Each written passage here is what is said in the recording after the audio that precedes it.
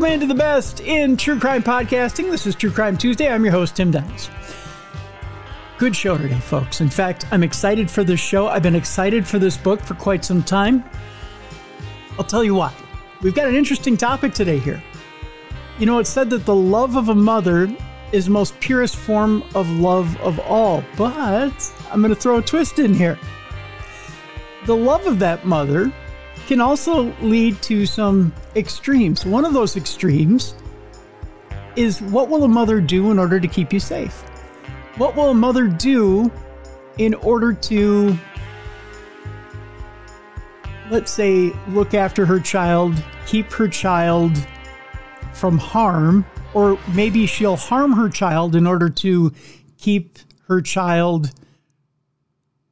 from being harmed by the world. That's one of the things we'll look into here on True Crime Tuesday today.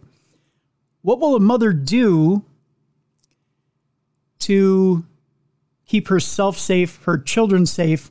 What will a mother do when things aren't quite right with her or her children? We're going to look at killer moms today. There's many different reasons a mother will kill.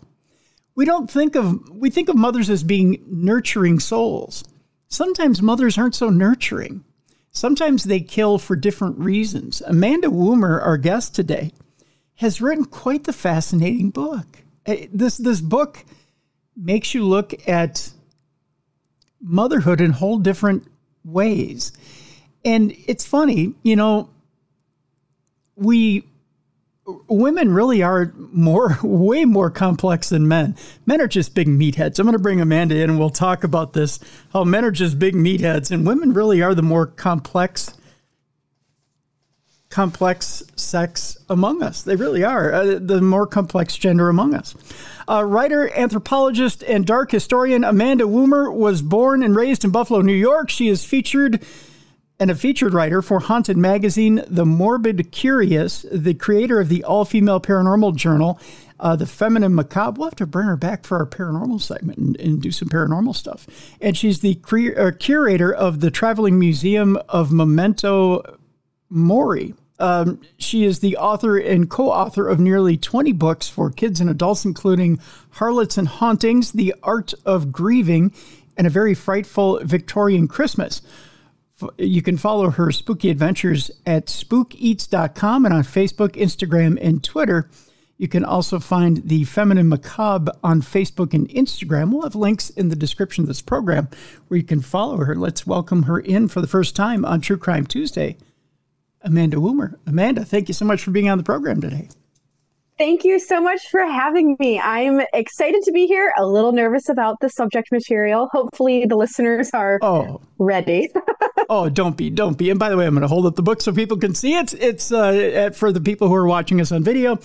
It's a fascinating book. It's a wonderful book, Amanda. You've outdone yourself, and they shouldn't be. We're going to talk a little bit today about motherly betrayal, maternal malice, a little bit about people who kill for reasons to protect their children. And as I said in the beginning of the program, I really do believe, okay, men are just big lunkheads. There's reasons men kill and they're not very complex. We can honestly say that. But the reasons women kill are quite complex. Why don't we talk about that first, Amanda? Let's talk about the reasons why women kill. Go ahead. Yeah. So when I first started working on this book, I definitely went into it with a kind of very black and white mentality that, you know, these women are absolutely pure evil. You know, there's a special place in hell reserved for each of them. And then very quickly in my research, I realized that wasn't necessarily the case. It's very gray. It's very murky. Many of these women genuinely thought they were doing the right thing or doing what was best for their children.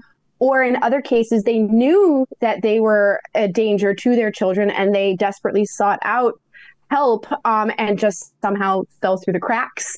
You know, and I knew as I was working on this book, I wanted to separate it by motives. Instead of chapters, I wanted to separate it into different motives. So we have sections for love, for money, for power, for faith, due to depression, for honor, and even, freedom from motherhood. So it wasn't just, one specific reason as to why these women did these horrible acts. In a lot of instances, there were really gut-wrenching reasons or, absolutely infuriating reasons why these women did these things. And it really was just like this huge spectrum of these women, of why they did it, what drove them to do it, their mentality as they were doing it. And it just really shined a light for me, even personally, on mental health in general, especially women's mental health postpartum,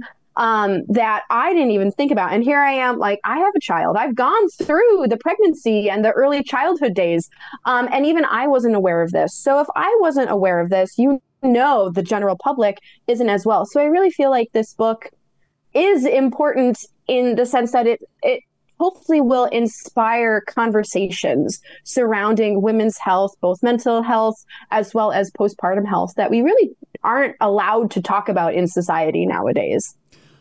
One of the things you bring up brilliantly in the book is this, is even, and you cover cases from early in our history, in European history and in the world history to modern day, is that even from way back in history to now, the pressures that have been put on women to be everything to all people, to their children, to their husbands, to society, are so great. And that's not expected of men. It's just not. Yeah. Oh, I'm sorry. Go ahead. No, it was just like, as you were saying that, I feel like motherhood has always been a sort of thankless job that, again, women are expected to be the one that is looking over the family and providing that love and that affection and constantly pouring from her own cup where it's not always refilled. And there were so many instances in this book and throughout history in general where you do see that, these women, especially when they have the pressures of society as well as pressures from the family and even pressures from within their own sense of self and beliefs, eventually it makes them crack. And that's when they snap. And you see that time and time again. It's always history seemingly repeating itself, just in different forms, where it just gets almost frustrating eventually, where you can see the warning signs in each of these cases. Very, very similar. There's a great example of the Andrea Yates case, and then, the Maggie Young case. Very, very similar instances, almost identical. Yeah. And it's just history repeating itself. Sorry to interrupt. No, you're fine. I guess where I was going to go with it is that, even in this day and age, it's a little more socially acceptable as a woman to say, I don't want to have children, and that's okay, because there are women out there that know I can't handle motherhood. I can't handle being a mother. Having children is something that I don't want to do because it's not my DNA. It's not something that I could handle having, and that's okay. That's a completely acceptable choice. There's men out there that can't handle being fathers, and that's okay. That's their choice, and they can go through this life not having progeny. And it should be acceptable for both sexes. If they decide that this is where my bloodline ends, then okay, they've made that decision. That's fine. Why is it, though, that in this day and age, if a man decides, well, you know what, that's the way I'm going to live my life, and that's the way I do it, and they're considered, the go-getter type, and they've decided to make their career, and that's good. They're go-getters. And a woman decides, well, you know what, motherhood's not for me, and I think if I make that decision and I focus on my career, well, all of a sudden there's something wrong with her. Why is that double standard still exist in 2024?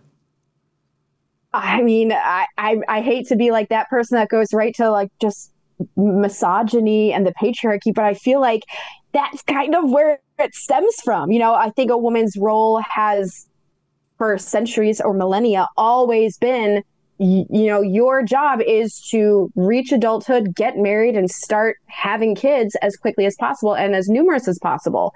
And I think, one of my side hustles is the Traveling Museum of Memento Mori, where I talk about Victorian mourning customs. And in that, I discuss how, at least in the Victorian era, there was this drive to have as many children as possible because there was high mortality rates. So in many instances, women were pregnant from marriage until menopause, either pregnant, breastfeeding, constantly in that cycle.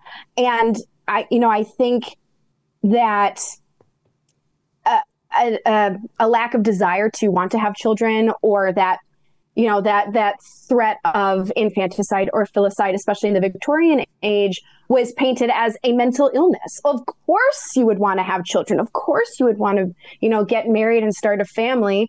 And that kind of has stuck around for a very, very long time. I would say only within the last few decades has it been okay that women have chosen not to have kids. And only very, very recently has it become even less stigmatized. I still have friends that are constantly being asked, well, when are you going to settle down? When are you going to have kids? And they're always saying, like, I'm not planning on it. Like, I don't want to be a mother. And I applaud them, because it takes a lot of courage to be able to not only kind of put your foot down, for yourself, but also for the rest of society. Because again, even in 2024, we're still seeing this. And I hope that it continues. I hope that women continue to stand their ground when it comes to whether or not they want to have children and family planning in general. Because like you said, not everyone is made to be a parent. And you see the damage that can be done when people who shouldn't necessarily be having children start having children, and the damage that it does not only to themselves, but to their children as well. And unfortunately, this book is a textbook example in some instances where these women should not have had children. Either they weren't emotionally prepared, or mentally they were not able to take care of themselves, much less a child. And in the cases of these moms, it ended, in tragedy. So I'm hoping that as society continues to progress and the gender roles in society are evolving and transforming, that we move away from instances of infanticide and filicide, and, start having people that are able to kind of have control over their own lives and not let society dictate whether or not they should be a parent. Because again, in some cases, it's not meant to be that way. And it's, a guaranteed way to avoid tragedy and casualties in the cases of this book. There are some absolutely, not just some, the book is filled with some frightening examples of women who either were in control or weren't in control, Amanda. And it's amazing what we've put a lot of these women into as far as situations and situations that they've gotten into where you can see the control start to slip. In each situation, you see the control start to slip, and you wonder what could have been done in each situation. Sometimes it's very obvious. Sometimes it's not so obvious, and sometimes they're a victim of the time. You wonder, especially in some of those, I want to say, like anywhere from the 1200s to the 1500s, anywhere through World War II, you think, what, had this woman been born in this day and age, had they had a different avenue, had they had access to better health care, had they, or better communication, better health care, had they been quick to action or better education, that it all could have been avoided, or better choices, whatever it may be. Lives could have been saved. Their life could have been better.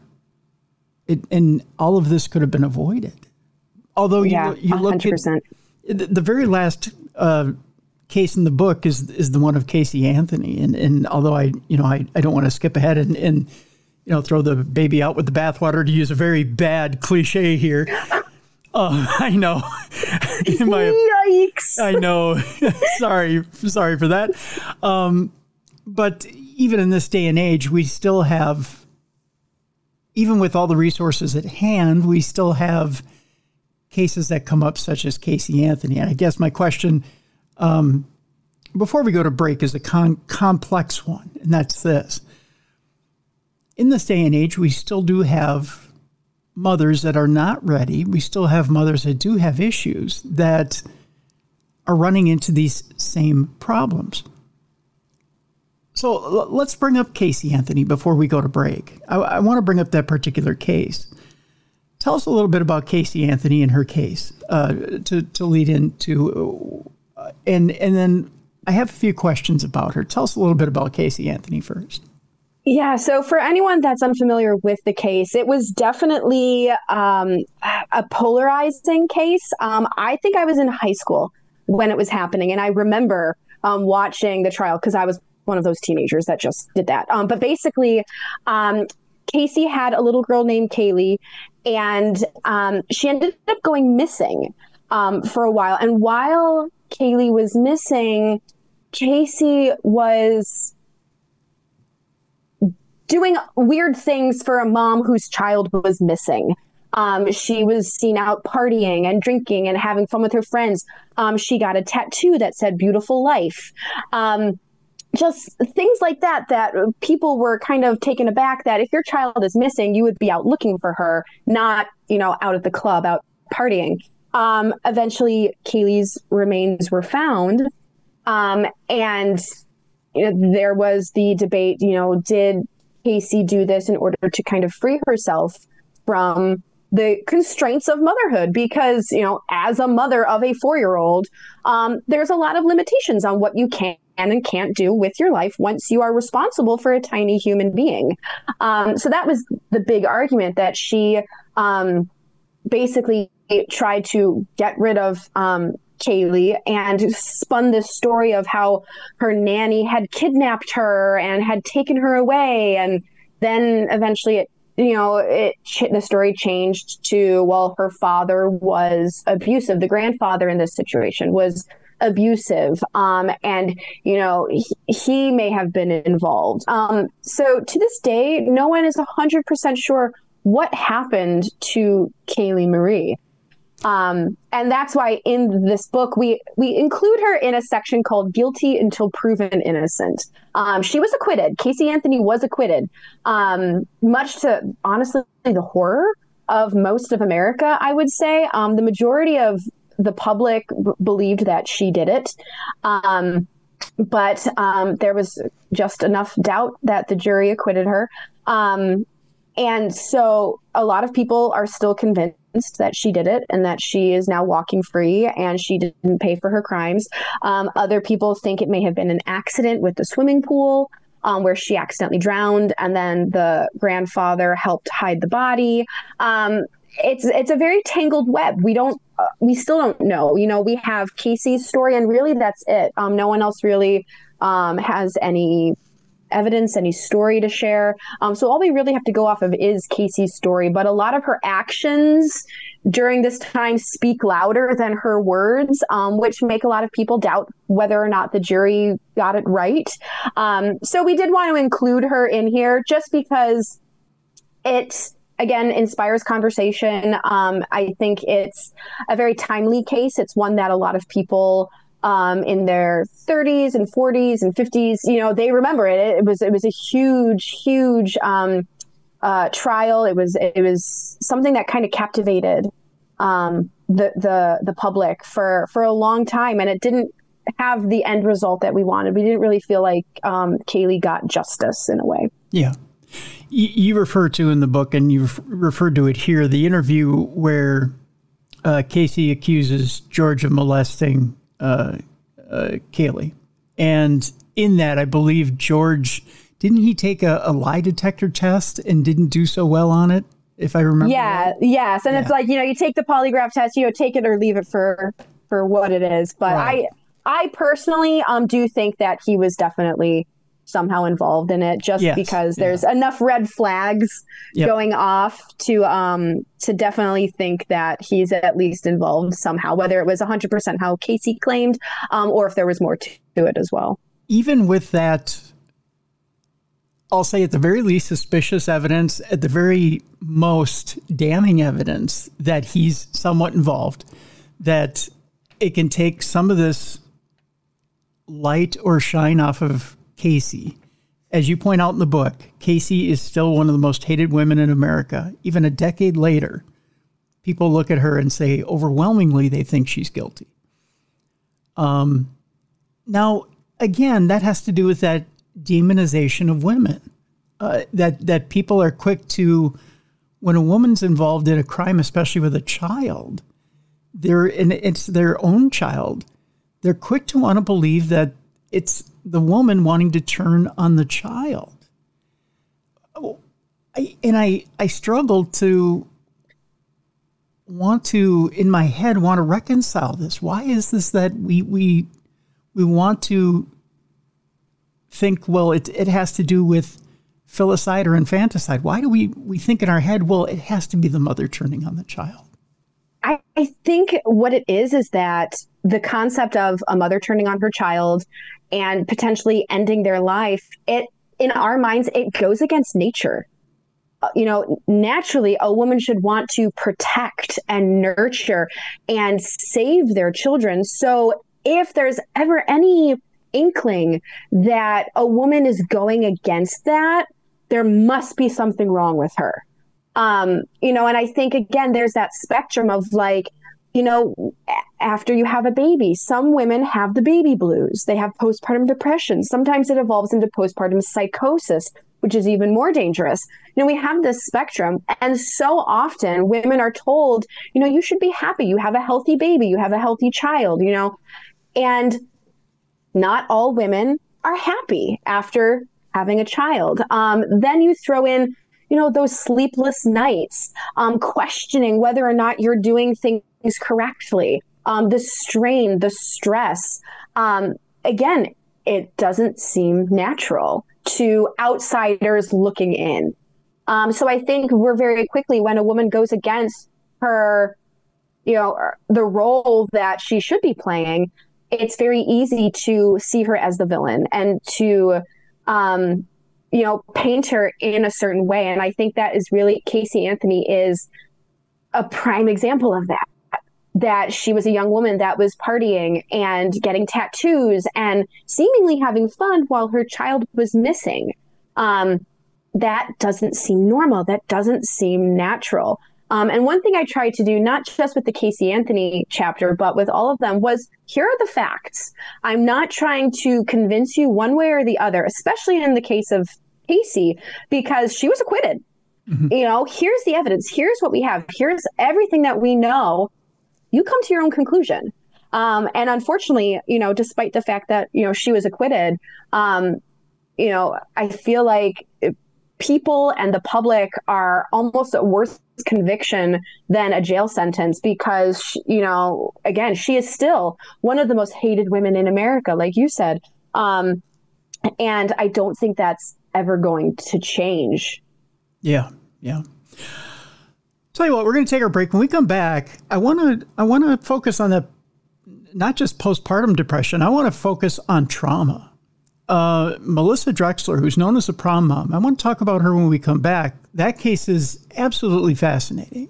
Talk about a young teenage girl who completely treats the life inside of her like a cyst and ignores the life inside of her for the entire time it's there. In fact, all the way up to, well, we'll talk about it when we come back because it's astonishing, folks, and it's a modern day story.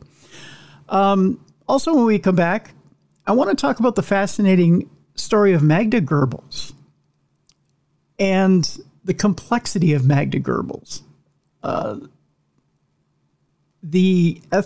ethnic background, how she gets involved with the Nazi Party with Joseph Goebbels, and the end and what happens in the end with them, because it is absolutely fascinating. And what this woman ends up doing is astounding. And the reasons why women do what they do. You know, Magda Goebbels, you could say, might have bordered, I don't know, maybe on the psychotic. I'll ask Amanda when we come back and what she believes. Because maybe she wasn't psychotic. Maybe it was just, in her mind, a way to power. And when you run out of power, was that really enough to say it's time to end it all? We'll ask Amanda when we come back. Fascinating stuff. This book, folks, is absolutely brilliant. And I encourage you to get it because it gives you a look into the human psyche, in the human female psyche. And it's really quite fascinating. It's called Killer Moms, True Stories. Amanda Woomer is our guest. We have a link in the description of this program. Go get it while we're out.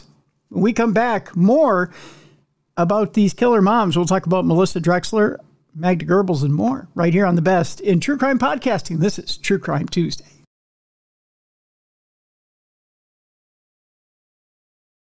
Welcome back to The Best in True Crime Podcasting. This is True Crime Tuesday. I'm your host, Tim Dennis. Our guest is Amanda Woomer. The book is Killer Moms, True Stories. Great book, folks. I highly encourage you to go get this book. It's been released by Visible Ink Press. And it's got, man, it's chock full of just these chilling stories about these mothers who have killed for one category or another. And as Amanda pointed out in the first segment of our program, she's got them separated into categories, whether it be for love, for power, for money. And all these stories are fascinating. They're absolutely fascinating. I want to talk a little bit about trauma in the beginning of the second segment here, Amanda. I want to talk about Melissa Drexler, the prom mom. Tell us a little bit about her and why this story is just so bizarre. It really is bizarre. Like, I feel like when I describe it to people, it's absolutely bonkers. And I think it's a great example of what happens when not only the individual, but the family and the community kind of turns a blind eye, especially to sex among teenagers. So Melissa Drexler was dubbed the prom mom by the press. And basically, she was a young woman that in the 1990s who discovered that she was pregnant and managed to kind of slip into a dissociative disorder where she convinced herself that she wasn't pregnant. She was a good Catholic girl. She went to church. She knew she wasn't supposed to be having sex with her boyfriend, but they did a few times. And when she told her boyfriend that she had missed her period, she got a positive pregnancy test, he kind of convinced her, oh, that can't be, that's impossible. And that kind of planted the seed in her mind that, what, he's right, it's not possible, I can't possibly be pregnancy. Kind of avoiding it and ignoring it. Nobody really mentioned the fact that she had started to gain weight, and she ended up going to prom while she was in the middle of labor. Her water broke on the morning of her senior prom, and she ended up, piling into a car with her boyfriend and her friends, driving to the venue while in late stage labor. And there's actually video of her walking into prom and still pregnant. And at some point in the night, she went into the bathroom and she ended up giving birth in a bathroom stall by herself. And we're not entirely sure what happened. She gave birth in the toilet. And then, according to reports, she likely used the sharpened edge of either the toilet paper dispenser or a sanitary napkin receptacle to cut the umbilical cord. And she ended up disposing of her baby's body in a trash can. Oh, wow. She went back to prom. She was dancing. She ate a salad. And it's likely that no one would have discovered it, except when a janitor came to switch out the garbage cans, they realized that this trash bag is much heavier than just paper towels. And, when they discovered, the body of the baby, police were called, ambulance were called, and it kind of all started to come together that Melissa had been pregnant, she had given birth, and then she was eventually, arrested for this and tried, for neonaticide, which is the murder of a child within the first 24 hours of their lives. But nowadays, Melissa is now married with children of her own. Like, she has managed to kind of, I don't want to say move on, but this was definitely a case of she had convinced herself that this was not happening. And it, a lot of people do kind of blame the lack of sex education, lack of access to contraceptives among high schoolers at this time. And a lot of psychiatrists, especially ones that, spoke in her hearing, describe this sort of pregnancy as, like you said, you had said a cyst, and that was really the perfect way to describe it.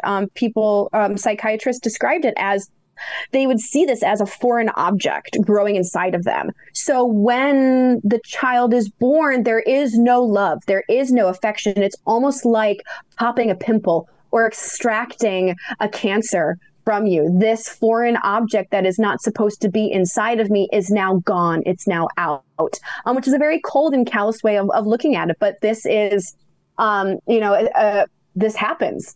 And I think, Melissa Drexler is probably the best example of this happening, just because it did become a media sensation. This young woman gave birth by herself in a bathroom stall at her prom. And when it was all said and done, she went back to prom with her boyfriend. And he was none the wiser this whole time. So it's really a mind-boggling case that really sticks with you. Once you learn about it and you read about it, you really can't forget about it. Yeah. I mean, talk about just numbing yourself to what's going on at the time and then being able to push forward and switching into a different gear like nothing ever happened. I mean, that's the ultimate in trauma and pushing through trauma and then just forgetting. I mean, denial ain't just a river in Egypt, right? I mean, exactly. Yeah. I mean, that's amazing. Magda Goebbels, I want to focus on her beginnings and her end, because Magda Goebbels, before she was a self-proclaimed Aryan, was Jewish. It's ironic, isn't it? But you talk about someone who has a lust for power and what she'll do to get there. Tell us a little bit about Magda and how she changes herself so that she can become something else. Yeah. So Magda Goebbels is remembered in history as kind of like the almost like the first lady of the Third Reich. So before her connections with Adolf Hitler and the Nazi regime and World War II, she was basically, for all intents and purposes, a nobody. Her stepfather was Jewish. So she was raised, and her parents had divorced, and she had gone back and forth between her parents. Eventually, her mother met a man named Richard Friedlander. Hopefully I'm pronouncing that right. I did speak German all throughout college, so I should be getting this right. I believe you did, yes. Yeah. He was a Jewish leather goods merchant. He was very wealthy. So Magda actually grew up, in a very comfortable life, and she had a lot of connections to the Jewish population where she lived in Germany, and then eventually moved to Brussels. She moved all around Europe. And every time she kind of settled down, she did have that connection with the Jewish community and the Jewish population. For a long time, she was in a relationship with a young man that was a very, very passionate Zionist while she was in Berlin. So she had all of these connections. She would even wear a Star of David from time to time. So it's been reported that she did not have anti-Semitic feelings in any way, shape, or form throughout her life until Hitler rose to power, the Nazis kind of rose to power, and she befriended Joseph Goebbels, if we're doing the German version, but Joseph Goebbels, who was basically in charge of propaganda for Hitler, and he was very, very good at it. So she ended up eventually marrying him, and Hitler was the best man in their wedding. All of their children's names began with an H, which some people think was an homage to Hitler.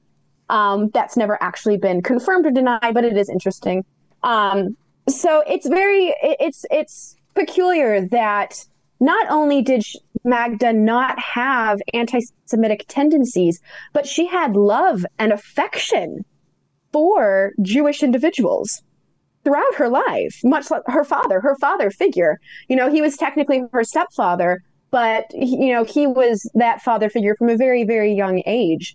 And once Nazism just spread across Germany and then spread across the rest of Europe, it really, it almost felt like she became a different person.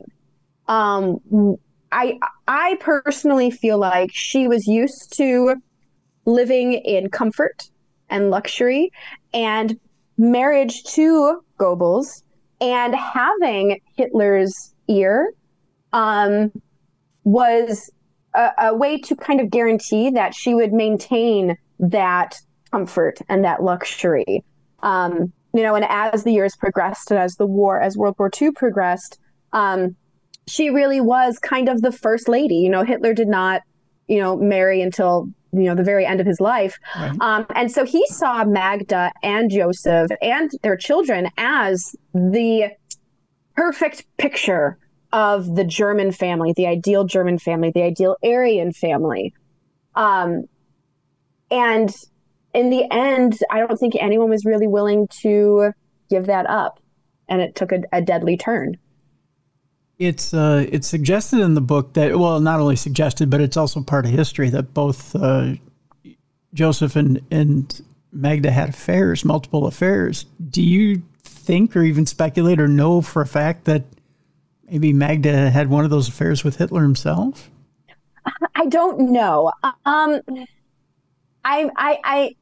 don't necessarily think that was the case, but I do know, from this research, that Hitler was strangely involved in their relationship. Mm-hmm. They had multiple affairs with each other, were on the rocks multiple times, were on the verge of separating numerous times.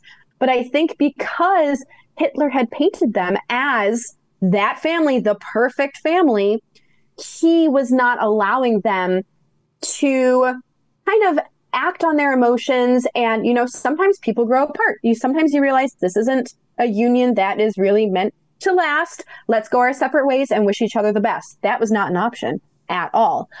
So I don't know if she necessarily had an affair with Hitler, but I do think that there was inappropriateness when it comes to her relationship with Hitler, as well as Hitler's relationship with the Goebbels' relationship. Instead of it being this private, personal affair, he had his fingers all over it to make it what he needed it to be in order to continue the farce, really, of the Third Reich and what he was hoping to achieve. And for time's sake, I mean, we're well aware of how the end happened for them. It's just curious that Joseph was the successor to Hitler. So they waited for Adolf and for Eva to commit suicide. And then they take themselves out, but not before Magda takes the children out, which, I mean, come on, And that's one of those,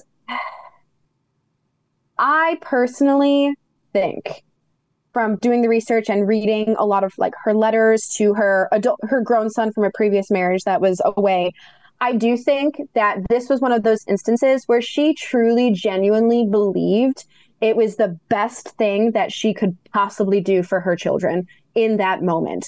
For those of you unfamiliar, at this point, they're in the Führer bunker. They're underneath the bunker, or they're in the bunker underneath Berlin as Soviet troops are marching towards Berlin. And she basically comes right out and says that her children are too good for the life and the world that will follow once Hitler is gone and once the Soviets are here and once the war is over and Germany has lost.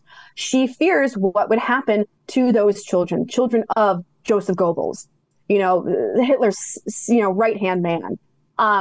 So in order to protect them from the horrors that she's convinced are coming their way, she ends each of their lives. That is not defending what she did in any way, shape, or form. But I do think that in that instance, she truly believed that she was doing the right thing.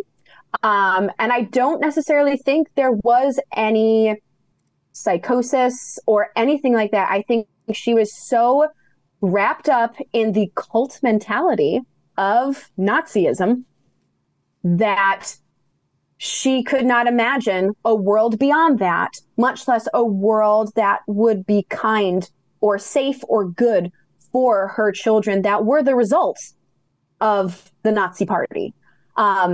So it's a dark story, and then once she, murdered all of her young children, she and Joseph committed suicide, and then the Soviet troops arrived and they found the entire Goebbels family, just outside the bunker and then within the bunker.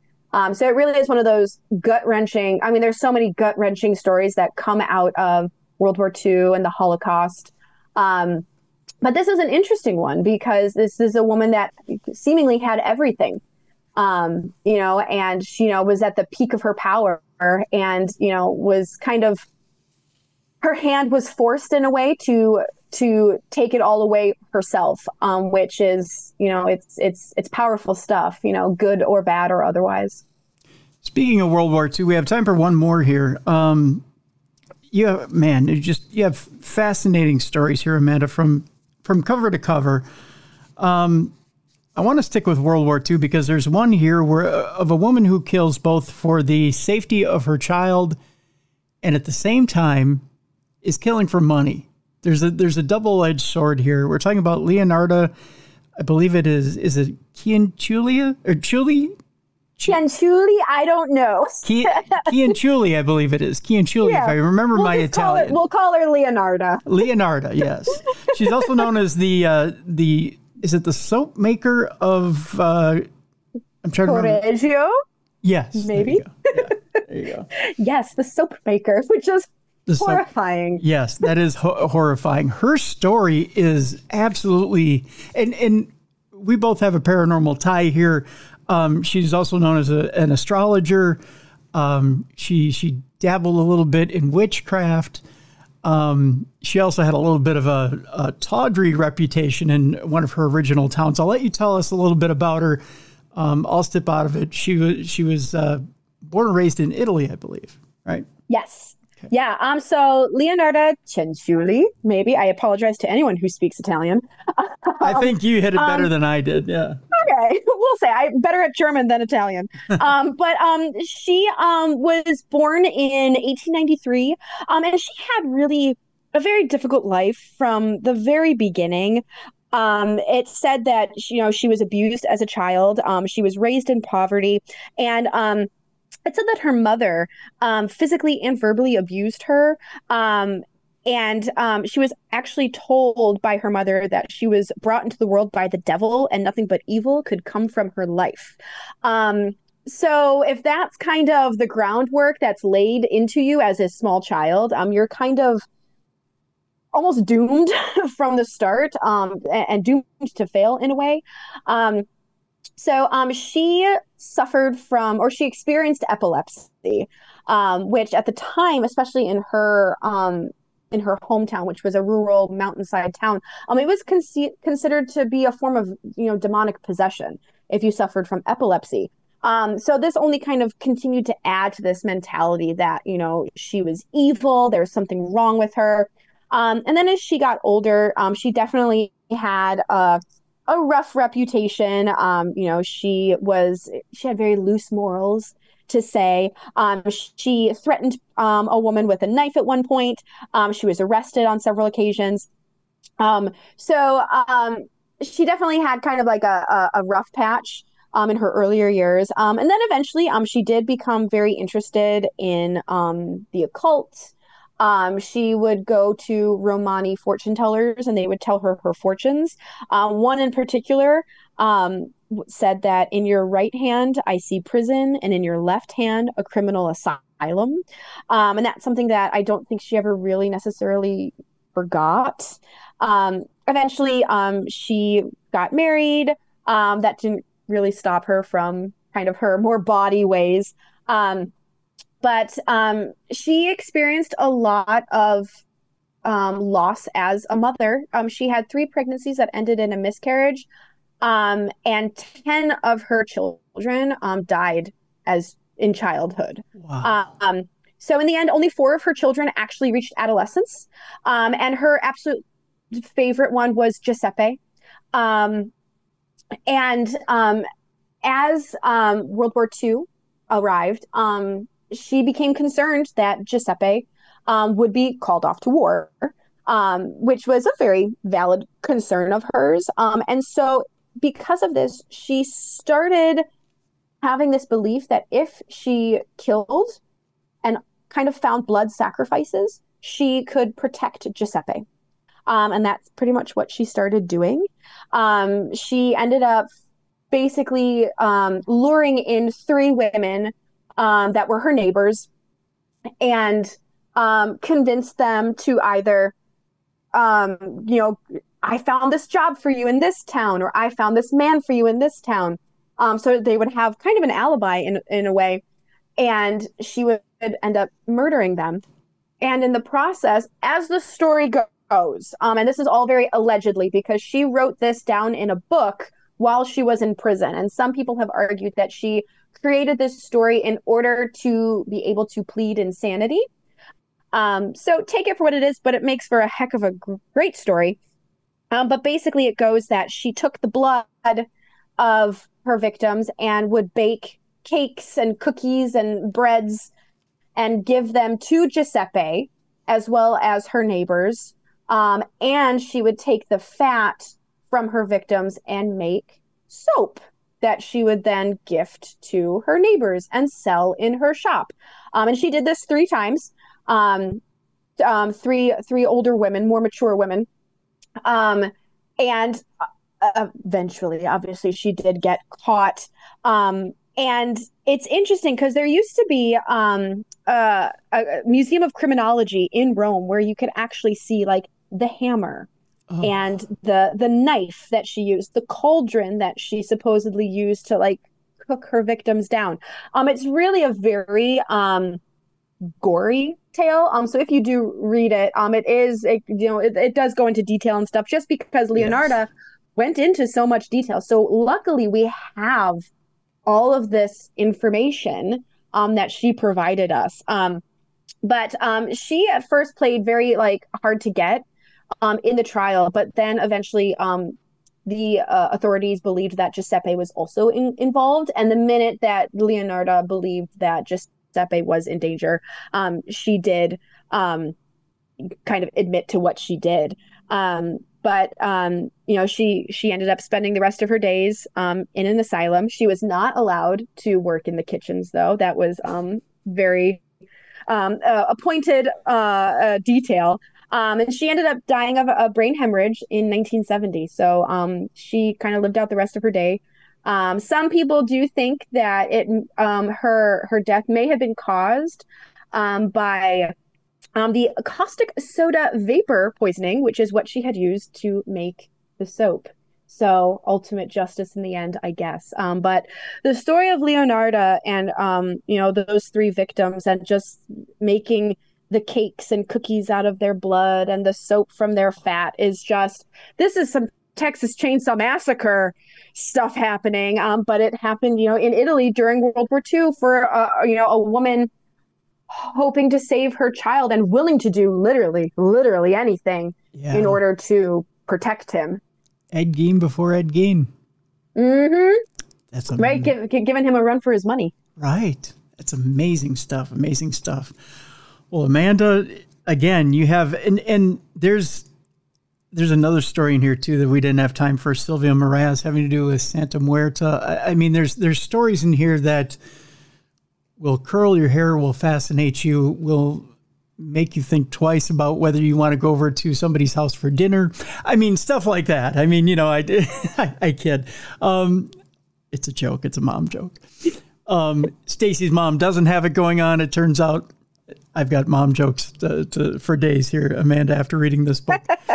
But the book is fascinating. It's right here. It's called Killer Moms, True Stories. Amanda Woomer, you've outdone yourself. This book is thrilling. It's fascinating. It is amazing. And I think people should go get it. So we've got a link in the description of this program. I encourage you to go get it. Amanda Woomer, I want to thank you so much for being with us today on True Crime Tuesday. Oh my gosh, thank you so much for having me. This is wonderful. Thank you so much. Folks, it's time now for us to lighten things up a little bit. It's time for us to bring on our own mom. It's time now to bring in Jessica Freeberg, and it's time for Dumb Crimes and Stupid Criminals. It's Crayon News story time.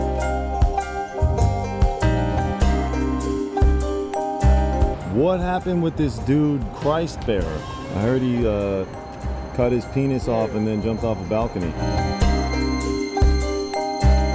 Suspect pulls gun from butt, shoots twice at Denver police. What is your emergency? I need help. And what's the problem? I'm too high. You're too high? Yeah. It's that time again, the time you've all been looking forward to. It is time now for Dumb Crimes and Stupid Criminals. And with that, we need a co-hostess. So I've scoured the earth. I've searched high and low.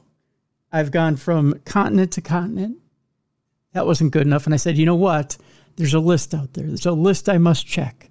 So I went to the New York Times bestseller list, and they said, no, not quite yet. Not quite yet. No. So I went to the Hindustan Times, and they said, oh, my friend, we have found the perfect one for you. And I said, who is it? And they said, the one, the only Jessica Freeberg.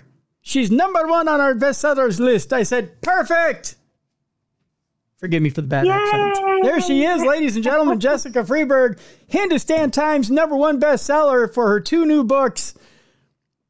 What can I say? And you've been all over the world, and you landed right back in Minnesota, Tim. I did, yeah. And actually, I didn't have to go that far. It was fun. It was funny. Funny how that works, isn't it? Down the street, practically. I know, practically. It's funny how that worked. I don't know. But you're here. You're here with us again this week, so I appreciate that. Me too. Yeah, more than you know. More than you know. So, boy, Jess, have we got some interesting stories this week. Hypocrisy in Florida. By the way, I've gotten quite a few emails, quite a few correspondents that have said to me, Tim, you got to check out this new show on Max. It's called, what is it called? I Am Florida Man, something like that. Oh. I've seen the trailer for it. I haven't had a chance to watch. There's one episode of it out there. They made it sound like it's this huge documentary. I can tell it's people who don't have Max. Because when you watch the trailer, it's obvious that it's, okay, so it's based on real Florida man stories, which is good. Yeah. But folks, these are all comedians who have put together, it's based on true stories, right? But it's like the Law and Order of comedy, right? So they're exaggerating these Florida man stories a little bit, and they're having a little bit of fun with it, which, okay, it's going to be funny. It's going to be funny. But yeah. I think it's 6 episodes is what it is. Is what okay. I think that's what the first flight of it is 6 episodes. It's going to be air quotes true crime. Well, it is based on true stories, and it is true Florida stories, but they just take it a little bit too far so that you get the true comedic effect. So you'll get the gist of the news story, but they just add a little dash seasoning to it to make it really funny. It sounds good. I think I would like it. Oh, you've got people like Bobby Lee, who has his own podcast out there right now from Mad TV, Ego Wodum from Saturday Night Live. Oh, nice. Yeah, I mean, they got a nice mix of comedians in there who are doing their thing. So, yeah, that's great. Yeah, you're gonna get. In fact, I should look up the actual name of it. It's something like we all love a little Florida man. Yeah, and the fact that you've got actual comedians who are tackling it means that it's going to be a great show. Here it is. It's called It's Florida Man. That's what it is. It's Florida Man. Yeah. Not I Am Florida Man, but It's Florida Man. So it's late night on HBO, but you can watch it on the Max on demand. So it's on Max. So if you have the Max app, you can check it out on demand. And they have episode 1 up already. I'm not clear as to when it airs live, but not a lot of people watch live anyways these days. So we're all streaming. That's how we do it. That's right. So the description says this late night comedy series highlights the strangest stories from the Sunshine State, reenacted by some of today's best comedians. So I think that's the point where it gets cut off. It doesn't say by some of today's best comedians. You don't see that it's reenacted by some of today's best comedians. So they're actually they're acting it out. Yes, yeah. So that could be funny. And I think there's a bit of narration when you get into the series where they say, well, this is kind of how it happens. And then that's clever. Yeah. I like that. Yeah. Which to me, it's kind of like, quite a while back, I think it was probably a year and a half ago, they came out with the Florida Man comic book, which is kind of the same thing. Oh, smart. They did a thing where it was the adventures of Florida Man, air quotes. You can see it if you're watching the video. And it was Florida Man was a character or a superhero, but he, in the same respect, kind of narrated some of the tales of Florida Man and some of the things that had happened. And then he would jump in and save whoever. So, but he did it by riding around on his airboat. There was different. Oh. No, there aren't that many people that own airboats, especially in the middle of Pasco County. You can't get very far in a canal. I mean, come on. But now I'm talking straight Florida right now. So there you are. Yeah, I don't know if it's doing anything for you, Jess, but it's hot. I'm talking straight Florida Man trash right now. I told you, I like me a little Florida Man. A little, just a little, huh? Just a little. Yeah, you don't want to get too. Not a big Florida man. No. I mean, I'll take you to Publix and get you a sandwich, but it's about as Florida Man as I get. We're not going to Walmart and going shopping. It's too dangerous. Yeah. Did I ever tell you I almost got in a fight at a Pasco County Walmart? No, what happened? Dude was just out of control, but that's and you're so calm and sweet. Yeah, no, but this guy was out of control. He was I think he was a little high on meth. But yeah. But he almost ran me over with his car as I was coming out of the Pasco County Walmart. Oh no! Yeah, that requires a little anger, I suppose. A little bit. I was like, sorry. He's like, fuck you, dude. And I was like, okay, all right. Yeah. So, yeah, we on. Yeah, we almost went rounds. So that was fun. So, yeah, there's a special breed down there. Just saying. There is. That's why we enjoy their stories. Yeah. They're special. They are special. That's for sure. And we may get one or two here. In fact, why don't we open with one? From Florida. Yes, let's do it. Yeah. Like I said, it takes a special breed to be down there in Florida. It turns out that one local Florida hero known as Lieutenant Dan, who was helping everybody in the Hurricane Milton, well, he had the tables turned on him, Jess. Uh-oh. Lieutenant Dan, wasn't he from Yeah, from Forrest Gump? Yeah, but this guy, Lieutenant Dan, the reason why he got the name Lieutenant Dan is because he had a boat, right? Not a shrimp boat like the other Lieutenant Dan, but he had a boat, and he was moving his boat around and helping people in the floods in Florida. So people who needed a helping hand, who needed to be rescued, he was driving his boat around and rescuing people in the floods. I love it. That's great. Right? Helping his fellow man, doing his thing. The only problem here, Jess, is that, well, the law eventually got to him because he didn't want to move his boat. Uh-oh. The law is an evil... Did he illegally park it? Well, that's what they claim. The law is an evil mistress.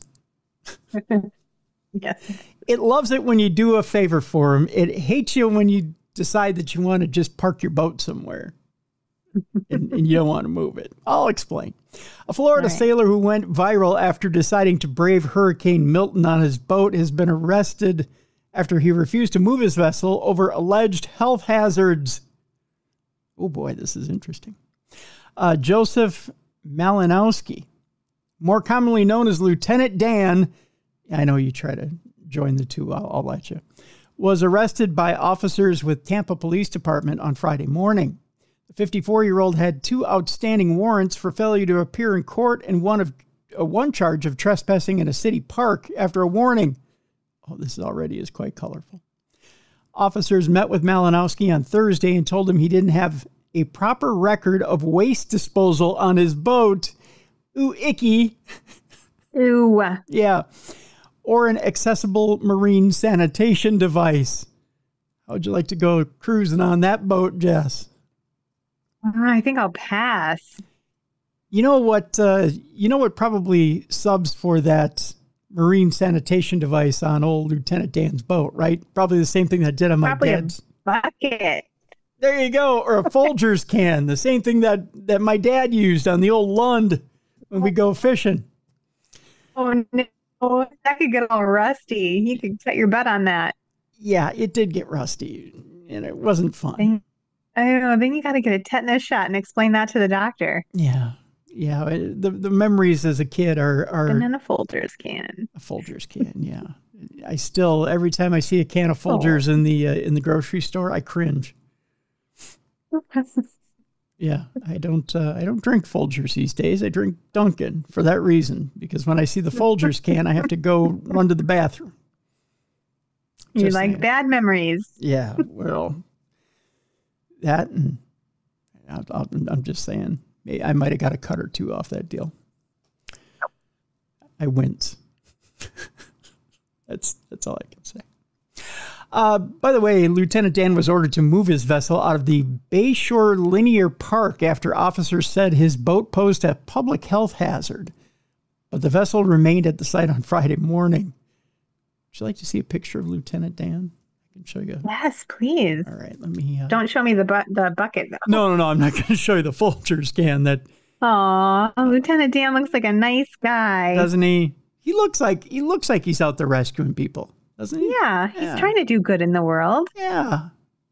Although he's in the orange jumpsuit for the That's a bad sign. I know, poor Lieutenant Dan. But he does. He has that kind face, like the kind of face you'd want to see if, you were in trouble. Here's another picture. I'd be like, I'll take your help. And then you get on the boat and there's a bucket full of poo. And you're like, never mind. It's going to be the name of my new rock group. Oh, wow. Okay, so he looks a little creepy there. He does, doesn't he? Yeah. He's coming out of is it like busted and there's duct tape and a black plastic bag? Yeah, over his boat, right? Yeah. Some kind of a crime scene. It does, doesn't it? It looks like, how some abductors have a really bad white colored van. He's got the white colored boat. He's probably got he's like, come on in, I got puppies, inside the boat, right? Like, come pet the puppy inside my boat. And he's kind of zombie-esque in his he's reaching out with his hands. We had to bring that up. I just watched the Daryl Dixon program last night. Now you got me. Ooh, creepy. Yeah. After authorities returned on Friday, he was arrested and taken to jail. His occupation was listed as TikTok star on the arrest notice. No. Yeah, Lieutenant Dan doesn't have a second occupation lined up other than TikTok star. Oh, and you know what's sad, Tim? He probably has more followers on TikTok than me. And me. Yeah. Mm-hmm. Combined. Yeah. Combined, yes. Yeah. Yeah. Yeah. He's like, we're doing it wrong. Come see my creepy boat on TikTok. The one We're not weird enough. Right. I know. Yeah. Maybe I could, I don't know, have a creepy Vespa or something I ride around on. I got a fat guy on a creepy Vespa. Maybe I could do that deal. That might get. And I'll just be there fanning you with a palm leaf or something. Oh, that's our thing. Yeah, that could be a thing. Yeah, we'll have to work on another day fanning Tim. Yeah, we'll have to workshop this and see where it goes. Yeah, it's going to be famous. We'll have to come up with creepy ideas for TikTok. That'll be fun. By the way, Lieutenant Dan, it says here, he is a one-legged seafarer. Compared himself. For real, he is? He is a one-legged seafarer. Yeah. One-legged seafarer out there saving people. God bless him. God love him. Compared himself to Noah with his ark after he revealed that he would not be heeding any evacuation orders ahead of Hurricane Milton. Brave or a little bit crazy. You know what they Miracle say? He survived. Yep. Crazy brave or crazy tough, one or the other. Speaking from his 20-foot boat as strong winds started approaching, he had said the safest place to be is on a boat in a flood. We learned that from Noah. There you go. I think Noah's boat was a little bigger than 20 feet. I'll throw that out there. He might have had a Folgers can in it too, though. Well, that's right. Noah had, he might have had a little something bigger than a Folgers can for as long as the flood was. What becomes of the Folgers can when there's hurricane winds tossing your boat around? Let's just say that's a mess. You got to anchor that sumbitch down, because if you lose the Folgers can, you got nowhere to go. You know what I mean? So you got to have a good sturdy place to put the Folgers can. Maybe between the seat and the wall of the boat, you know, so you can smish it in there. So you got a good sturdy place to squat. That's what I'm saying. By the way, we got, for the not safe for work category today, we got plenty of poo talk. So, I mean, you know, wonderful. Well, let's go past this one and carry on then. Okay. We don't want to do all the poo at the front of the show. Yeah. You don't want to shoot your poo at the beginning of the show. You want to keep that for the back half of the show, so to speak. He said everyone that stayed on land drowned when it came to the big flood. Noah and the animals lived. I'm not worried. My life, this is nothing compared to what I've been through. This doesn't scare me, he said of Hurricane Milton. This is not even a minor inconvenience, because all that's going to happen is everyone's going to get wet, he said of the big hurricane. I'm going to be fine because I'm in a boat that floats. Well, his physics evidently worked, because Lieutenant Dan made it through Hurricane Milton. He did. And now he's probably got even more followers on TikTok. I guess so. I wonder if he live streamed during the big hurricane. Malinowski lost his leg in a car accident when he was 16 years old. He said he'd just taken his eyes off the road for a second when he ran into another car doing about 45 miles an hour. Nice. Yeah. But who needs two legs, you know? He says, I was expecting to be home in time for dinner. I got to the hospital. Within minutes, my entire family started showing up. Well, they could bring dinner with them. Yeah. Just saying, right? His leg was amputated below the knee, which earned him the nickname he still has to this day. By the way, Jess, if you're looking for a little sexier shot of Lieutenant Dan, here you go. There's creepy beyond creepy right there. Oh, my. Again, Darkness Radio. He is sexy. He's straight up sexy. Yeah, darknessradioshow.com if you want to see the video, which shows the sexy shot of Lieutenant Dan. So, I think he has a six-pack, though. I mean, it's not like he's just so skinny. I think it's more. See all of his bones. Let's focus in on that ab section there, Jess. I think that's more of a 3-pack right there. That's all right. There's like pack on the side, and then like not in the middle. That's more of a hunger belly he's got there. We call that emaciated, not ripped. Yeah, that's emaciated, not ripped. Exactly. That's what that is right there. Yeah. That's what we call sailor's belly. When you're out on the water for way too long and you haven't caught anything. Yeah, that's what that is right there. Lieutenant Dan, actually, you're familiar with Forrest Gump and how Lieutenant Dan lost both of his legs. This Lieutenant Dan has one more to go. I'm just saying. Story's not over yet. Yeah, that's right. He's got more story ahead of him. The TikTok star told his followers they're saying the storm is still about an hour and a half out. This is back when the hurricane was going. He says, I'm not taking on any water. I haven't even spilled my coffee yet. He was pretty brazen during the whole deal. Yeah. So, wow. Yeah. He said the boat had become stuck between the dock and some water, saying I wouldn't even try to get the boat out right now. He eventually made it through. After the storm passed over, thousands started to donate to a GoFundMe page set up for him to help fund a new boat for him. Donations topped out at $44,000 after University of Tampa student Terrence Concannon started the fundraiser. We're in the wrong line of work.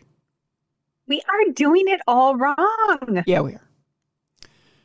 First of all, I'm going to need you to get a machete and lop off one of my legs. Let's make it the bad one, first of all. And I'm going to get me a Lund boat with a Folgers can and put it out on Lake Mille Lacs. And we're going straight for the machete, too. Like, we know how to get this done. It's got to be a machete. We're going to have to lop it off. And hey, we're going to just raise money here, kid. That's what we're going to do. And I don't know. This is insane. That's crazy. As his internet stock climbed, his convictions for assault and petty crime have surfaced, along with a litany of mugshots throughout the years, by the way. He's had some trouble with the law. Malowski has had more than 70 contacts with police in Florida and North Carolina since 2012. Wow, that's a lot. Maybe he's not as lovable as we thought he was. Yeah, darn it. His criminal record includes accusations of drug possession, assault, resisting police, burglary, battery, among others. Boy, he's not aging well either. There's like a lineup of mugshots here. Well, how old is he? Does it say? 103, according to his mugshots. That's what I'm saying. He could be like 25, and I'm looking at him thinking, he looks good for 80. Yeah, you're thinking, well, for 75 years old, he's not too bad. They're like, nope, he's 33. He's 54. Okay. But see, I'm 54. Okay, I'm 54. Right. Who's aging better? Yeah. I'm just asking. Definitely you. Okay, and I don't you are winning. I'm not using any oil of Olay or anything like that on my skin. I mean, I think that's hard living. Like, he looks like he lives hard. And I only smoke meth 3 times a week. So, I mean, between the two of us, really, who's doing better? No, I'm kidding. I'm just saying. You still have all your own teeth and you don't have scabs all over your face. There you go. I mean, he has more hair than I have, but I'm just saying. Who knew? So Lieutenant Dan in a little bit of trouble now. This is only conviction number 71. So, I mean, yeah, there's still time. He's relative. He's middle-aged, so he's got like another 30 years of crime ahead of him.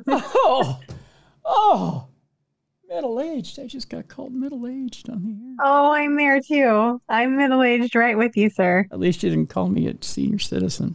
Although I qualified for an AARP card 4 years ago, so I appreciate that. Do you use the discount? You should. I don't have one yet. I refuse to get one. Oh. Although Mally has hers. So, yeah. Do you remember I listened to that episode, her saying she got it right away? That's so funny. Yeah. Although she doesn't really use the discounts. So. She don't. Yeah. I mean, she says it really doesn't pay off. No, and especially with like hotels and stuff, because you already got like your discount for being a member or whatever it is. So, yeah. But you can get the early bird special on like meals and stuff, right? There's got to be some benefit to getting old. Evidently, one of the games is really great on the app. I don't know. She loves one of the games on the app. I don't know. So that's what we have to look forward to. You know what? That, and if you ever need a cheap jitterbug phone. Oh, all right. Yeah. I think, and if you ever want to jump onto consumer cellular and get really cheap phone service, if you ever just want to throw your iPhone away and go for the jitterbug, by God, AARP will hook you up. Because when you need a button this big on your phone, that's when you give up on society. I am getting to the point where, though, I need to turn my text messages into the bigger ones because I can't see. Yeah. But I'm so stubborn, I don't want to do it. So I just keep, squinting and holding and taking pictures of everything and zooming in. It's so frustrating. Hey, I went to the eye surgeon. My blood sugars have been getting better, so I've outgrown my prescription. I need to get new glasses. So I asked him, I said, can you give me my prescription? They go, we don't do that. That's the optometrist that does that. I don't know. Optometrist. Yeah. Yep. So like, you got to go see them. But I have a condition with this eye, right? And I'm like, well, how do they know how to diagnose the condition? Well, they can call us. Well, then why don't you just give me my prescription? Right. So I start turning into Larry David as I'm sitting there. Like, you just give me the... Yeah. So. Oh, medical stuff. I tell you. I know. Isn't they that like great? to send you around in circles. That's right. That's how you know you're getting get more old. money from you that way. Right. See? It's true. See? No, this is where I start to sound old. Right. That's how they get you. That's how they get you. That's how they get you. Let's move on. This one was sent in by Tony. By the way, if you have a story for us for Dumb Crimes, Stupid Criminals, just send it into tim@darknessradio.com. By the way, if you send it to me on social media, I might forget it. I get a lot of stuff by social media. Boy, you should see the stuff I get by social media, Jess. It's fun stuff. You can only imagine. Oh, it's fun stuff. Someday, you know what I may do? I may do an entire show someday of just stuff I get on social media. Is it going to be not safe for work? Oh, yeah, it is. It's going to be fun, though. Because that was my introduction to Darkness Radio when I first started. That was like 11 years ago. Like, we've been hanging out a long time. Yeah. But I'll never forget when I started to get really a few, not a lot, because most of our listeners are wonderful, kind, not perverted people. But every now and then I'd get some very questionable pictures sent to my Facebook account. Like, you don't want to see them. One night I'm sitting up, I'm watching random late night shows, and I have very much a younger man who just wants me to abuse him and F him in the A. I was like, what?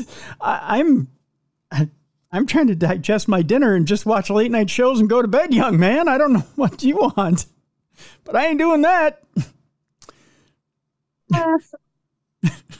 I didn't even know who he was. Trying to digest my dinner. That's exactly how I put it. And isn't that the truth? You get to a certain age, and that in itself is a miraculous feat. Yeah. I'm like, I don't know what part of my profile said that, hey, you know what? You know what I could go for right now? Talk dirty to me. you know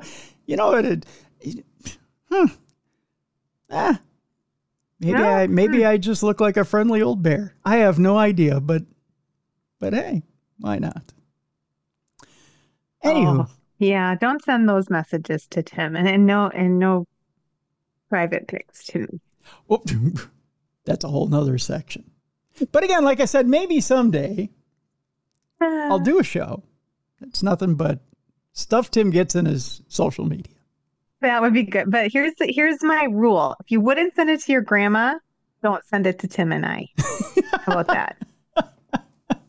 Actually, I kind of like the adventure. So just for Jess, I kind of like the adventure. All right. Although expect something completely funny back, because I will send you a funny response. I really get funny stuff on Twitter. Do you? Oh, Jess, I got something really funny from a 67-year-old porn model, a woman. It was hysterical. Oh my gosh, I can only imagine. And when I didn't respond properly, like with the proper, oh my God, that really turns me on. She came back with, hi, how are you today? I'm like, well, if you would have opened up with that would have been nice. Instead of, bang, here it is. I'm all out there. Because I was like, that's kind of disturbing. That's kind of like walking in on your grandma when she comes out of the shower. That's exactly how I put it. I said, if we would have started with hello, that would have made for an easier conversation. I don't think she was impressed with that. So, sometimes I can be a little blunt, but it's funny to me. All right. You earn it. If you're sending pictures like that uninvited, you earn whatever response you get. Right. I mean, just be prepared. I'm just saying, That's all I'm saying. Anywho, speaking of bears, an incident was reported. This again from Tony. I don't know how we got way around the subject, but I don't know. Sorry, Tony. Sorry, Tony. Probably the subject of your story. An incident reported as a possible bear attack was actually a vicious murder, according to investigators. We're going to bring the room way down with this. Investigators are asking for help solving a vicious murder that was so brutal a 911 caller had reported it as a possible bear attack. That, according to the Gallatin County Sheriff's Office. A friend found 35-year-old Dustin Kearson dead in a tent on Saturday morning about 2.5 miles up Moose Creek Road in a fairly remote camping area in Montana. That, according to the Gallatin County Sheriff, Dan Springer. Kearson was last heard from on October 10th as he was leaving to go camping for the weekend. He had plans to meet with a friend on Friday afternoon, according to the sheriff's office. After he did not make it up to the meetup location, Kearson's friend went looking for him and ultimately found him dead. When investigators responded to the scene of the crime, a Montana Fish, Wildlife, and Parks agent with expertise in bear attacks did not find any signs of bear activity at the scene, prompting investigators to treat the scene of the incident as a murder. That, according to the sheriff's office. This was further confirmed through evidence gathered during an autopsy, which determined multiple wounds that led to his death. Investigators are not sure what the murder weapon was, but the weapon was something hard enough to cause significant damage to the skull as well as some flesh areas of the body, Springer said at a press conference last Wednesday. This incident was a vicious attack, and detectives are working hard to develop and track down leads. A suspect has not been arrested at this time, the sheriff's department said in a statement. It has not yet been determined what time he was killed, and investigators have not yet identified any suspects in the murder. Kearson had lots of equipment at the campsite with him, and it was very well kept, according to Springer. The remote location of the murder makes it difficult for investigations and the investigator due to limited cell phone service, which typically can be very helpful to investigators. If you're out in the woods, I need you to be paying attention. You need to be and remain vigilant. Please call us, Sheriff Dan Springer said at a press conference on Wednesday. The sheriff's office said people have reached out to them already, giving them multiple leads that they will explore as the investigation into what happened continues. He also went on to say, if you're in the Moose Creek area or anywhere in the Gallatin Canyon between Thursday afternoon and early Saturday morning and noticed anything unusual, whether you saw Dustin's truck, noticed suspicious activity, have footage from game cameras or in-vehicle cameras from the area, or observed something out of place, please come forward. Even the smallest detail could be crucial to the investigation. That's really scary. Being out in the wild, you're very vulnerable, more vulnerable than I think you realize. And then right. The fact of the matter is, if somebody has it out for you, that's the easiest place to try and get rid of you. I mean, it really is. I mean, what's that? I will camp in a tent. I won't camp in a tent. I'm afraid of it. Yeah. Yeah. For that reason, I'm very afraid of. I think I've watched one too many true crime shows where people have been murdered in their tent.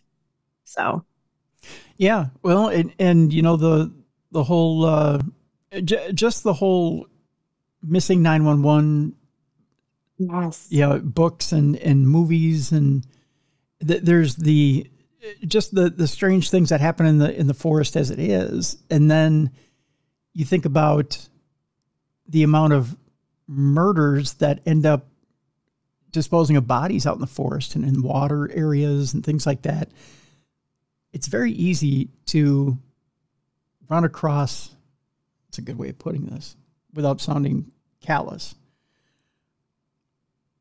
It's very easy to run across people who have tried to get rid of their evidence of a crime out there as it is. But then if someone really wanted to catch up with you and try to get rid of you, it'd be very easy to do out in the forest. 1. 2, nature itself is not friendly. I think people like to think that nature is a friendly sort and we're, kumbaya with nature. And if we just go up and are nice to it, it'll be nice to us. That's not the case. Yeah. It can be dangerous, that's for sure. Yeah. And you can't lock the door. I like to lock my doors at night. I like to turn on my security system, have all my cameras on. Right. And, we did this Lost Monster File show on Thursday. And one of the things you see when you watch this show is a lot of the situations they get into. I mean, just the situations they go into in the forest are dangerous. Everything they get into there is dangerous in the forest. And without going searching for these different monsters, it's just bizarre. There's danger everywhere when you go there in the wild. So, that's why I like the Holiday Inn, Jess, because it's nice and safe. There's air conditioning. Yeah. Yeah. There's room service. I could rough it with a cabin as long as there's a lock on the door. That's right. Now we go to a machete fight in the middle of London. Alliteration. Oh, man. Machete fight. That's right. You got to love the machete fights that break out of nowhere. You think it only happens in Broadway musicals, Jess, but no, a machete fight can happen anywhere, at least according to Danny Trejo. I don't know. But it's true. A machete fight breaks out, Jess, in front of children on a packed London high street, and nobody said, when you're a jet all the way, as it happened. You can name the play if you want. 2 masked men started a machete fight in the middle of a busy high street as children looked on. Footage shows the pair dressed in black fighting in the road in broad daylight, forcing traffic to stop in High Street North, East Ham on Monday. They were both armed with huge blades, and one swung at his rival before he backed off. This to me sounds like a Pirates of the Caribbean movie. Like they're. It does. It's wild. Like they're just like, and the other goes, And there's kids, and the kids are like, they're like, is this Disney? Right. Are you auditioning? One of the weapons was nearly 2 feet long. The other was about a foot. So one could say his was bigger than the other. Mm-hmm. One witness can be heard saying, "Don't do it, please." Another added, "Stop." It was so melodramatic. It was fun. I love your little child English accent. Yeah. I do sound like a kid, so it's kind of fun. Little child Timmy. Yeah. "Don't do it, mister. One of you's got to get something cut right off. Some porridge, please, sir." You're Tiny Tim. You're Tiny Tim from the Christmas Carol. Yeah, that's, well, God bless us, everyone. Yeah, well, I only had one role in the play in school, and then they kicked me out. What was your role? Tiny Tim. Yeah. Well, it's because I had the one leg, so, yeah. And I just played it last year. So it's kind of awkward having the facial hair and everything. And 54-year-old man standing there. "God bless us, everyone. You're a little old for this, sir." But I'll have the accent. Accent's so good. So good. Thank you. And scene. Thankfully, neither of them landed a blow because they're horrible at swinging a machete. And the video soon came to an end because they didn't have that much room on their phone. It was the worst machete fight ever. A group of so sad. It was. Yeah. A group of members of the public, some of them kids, were seen standing near a NatWest bank as the fight ensued. A blue Skoda Octavia stopped in front of them on the road while a white Kia Sportage pulled out of a side road, and the driver paused after spotting the armed fight. You could hear giggling in the background as well. Resident Lee Daniels said, "It's not the same East Ham High Street I used to know." Or, "It's not the same East Ham High Street I used to know." Back in my day, we used to hit a bloke with a machete. Used to hit him right in the neck. And this thing in a minute. Yeah. Oh, you just need to do the whole show with that accent. No. Michael said, "Return to medieval times, we did. Then I got me chimney sweeping. I went right back to work." Another echoed this and added, "Medieval sword fighting, 2024 London style." One said, "What's wrong with this country?" I'll tell you what's right with it. They didn't pull out guns and shoot each other. That's true. Right. If they would have had guns, it would have been lights out for someone. That's right. The whole block would have been lit up. Instead, they just blindly swung a machete around. That's right. I like how you did that like a lasso. Everyone just went home. Yep. They just swung a couple of big knives at each other and went home. Got tired and went home. That's right. They're exhausted. They went for a couple of grilled cheese. Yeah. What do you say, mate? I'm exhausted. Fish and chips? That was it. And then they went home. Yeah. Swung in at the pub and got a brewski and called it a day. That's right. If we did more of that in America, we'd all be alive. Just saying. More machete fights in America. I'm going to run for president based on that. You're going to win. I would vote for you. Would you? Thanks. I appreciate that. Put down the guns, more machete fights. Even if it was between you and The Rock, I would vote for you. Really? Thank you. I appreciate that.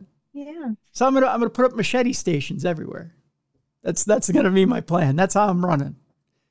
Machete stations on all urban streets. So you just, in case of fight, break glass. And then you just make them dull, because then if you get hit with it, it's just kind of like getting, slapped. Yeah, exactly. That's exactly what it's going to be. They're not going to be sharp. They're going to be like dull machete fights. I'm going to call them dumb machetes because they're going to be dummy machetes. You're just going to end up hitting each other upside the head with them. And that's going to be it. Make America fight again. That's what I'm gonna run on. Make America fight again. Make America sword fight again. Sword fight again. There you go. Make America sword fight again. So that makes it just sound like two guys going at it and knocking their dicks against each other. I don't know that I want to go that direction. Is that what you call it? Yeah. That's called sword fighting, Jess. Oh, I didn't know. Yeah, some guys do that in the shower at sporting events. You don't want to talk to your son about this. Yeah. He'll tell you some football locker room stories. I'm just saying. Oh, I don't even want to know. That's just strange. Yep. Just saying. Don't ask him about it. He'll tell you. That's why you don't want to make America sword fight again, Jess. No. The birth rate will go down significantly. So that's why we just. Well, I've had all my kids. I'm good. I'm done. I can just pull up a chair in that shower room and just sit back and watch you guys sword fight all night long. Won't bother me a bit. We'll make a pay-per-view event out of it. Make myself a little tub of popcorn. That's how we pay down the debt, Jess. Pay-per-view sword fight events. That's right. You've got it all figured out, Tim. Vote for me. Tim for president. You got to be half crazy or in the bag to vote for me. Just saying. I don't know. We'll move on to our next story. A mom shows airport security her holiday photos because we're all proud of our kids. There's only one problem, Jess. Sometimes when you pull out the holiday photos, it comes with real snow. Ooh. I'm talking real snow. Yeah. What kind of snow? Yeah. Not the kind that, came from the Swiss Alps. We're talking the kind. Yeah, not like her snow globe broke in her purse. No. We're talking real snow from Brazil. 27-year-old Larissa Linz had been stopped at Manchester Airport after flying from Brazil and had claimed she had come to the UK to research nice places. But officers soon uncovered something very, very wrong, Jess. Very, very wrong. A woman who smuggled nearly 100 pellets of cocaine both inside and outside her body. Ooh. Yikes. Ooh. Yeah, that makes for a fun search for airport security. Unwittingly that's showed a cavity search right there. Oh boy, is that ever. That's the full one. Yeah, that's the whole nine. Unwittingly showed Border Force officers images of the drug on her mobile. Well, that's where they start. Is when you have a little trace on your cell phone there, you got a little trace right there. I think you're like, here's little Timmy, and here's Sally Sue. Yeah, and that's the drugs I stuck at my Yahoo. Wow, right here. See, yeah, there's a picture of it. 27-year-old Larissa Linz was intercepted at Manchester Airport after jetting in from Brazil. She insisted she had traveled to the UK to research nice places. That's a quote. Having previously passed through France and Portugal. Despite denying any illegal activity, she presented officers with photos of her time in France. As in I see London, I see France, I see that cocaine sitting in your pants. However, as they flicked through those images, they stumbled upon an image of the white pellets. Whoops. Further investigation revealed that Linz had swallowed, hidden, and stashed 1 kilo of the narcotic, both internally and externally. Oh my goodness. That's a lot.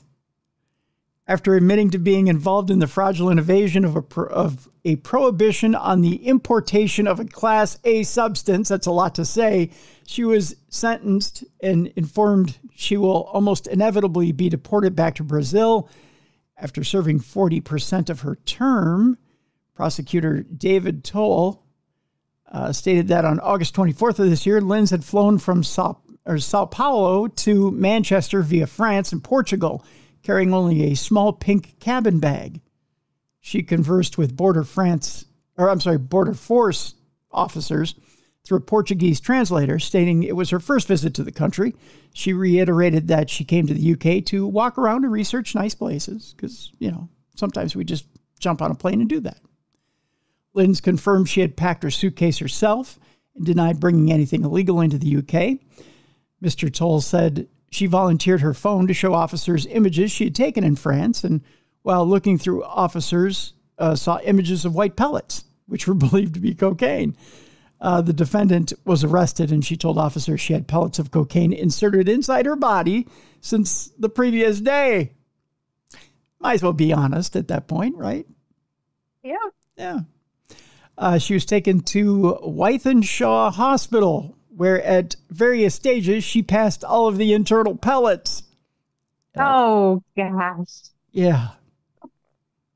Okay. Then it became a show.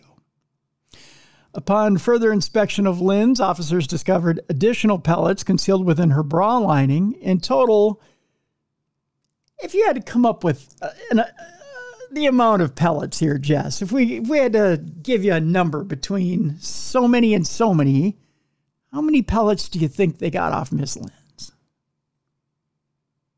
Oh, 4 dozen. So 48. That's a pretty big number. 99 pellets were confiscated. What? Yeah. Dang. How would you like to be the officer that goes, said, oh, yeah. Said, oh, you Would got. you like to be the officer assigned to stand by her bedside with the bedpan waiting for her to poop them out? Ding, ding. Said, oh, you got. By the way, those 99 pellets, total of 1.1 kilos with packaging, 923 grams without. The court heard the wholesale price of this quantity of the Class A drug estimated to be around 30,000 pounds, with the street value approximately 72,000 pounds. What blows my mind every time you do one of these stories is that she's bringing those to people to sell. So when you get your drugs, probably been up someone's butt. Yeah. And then it goes right up your nose. No, thank you. Yeah. Yeah, no thanks. Yeah. Which I'm surprised more people don't go, this cocaine smells like ass.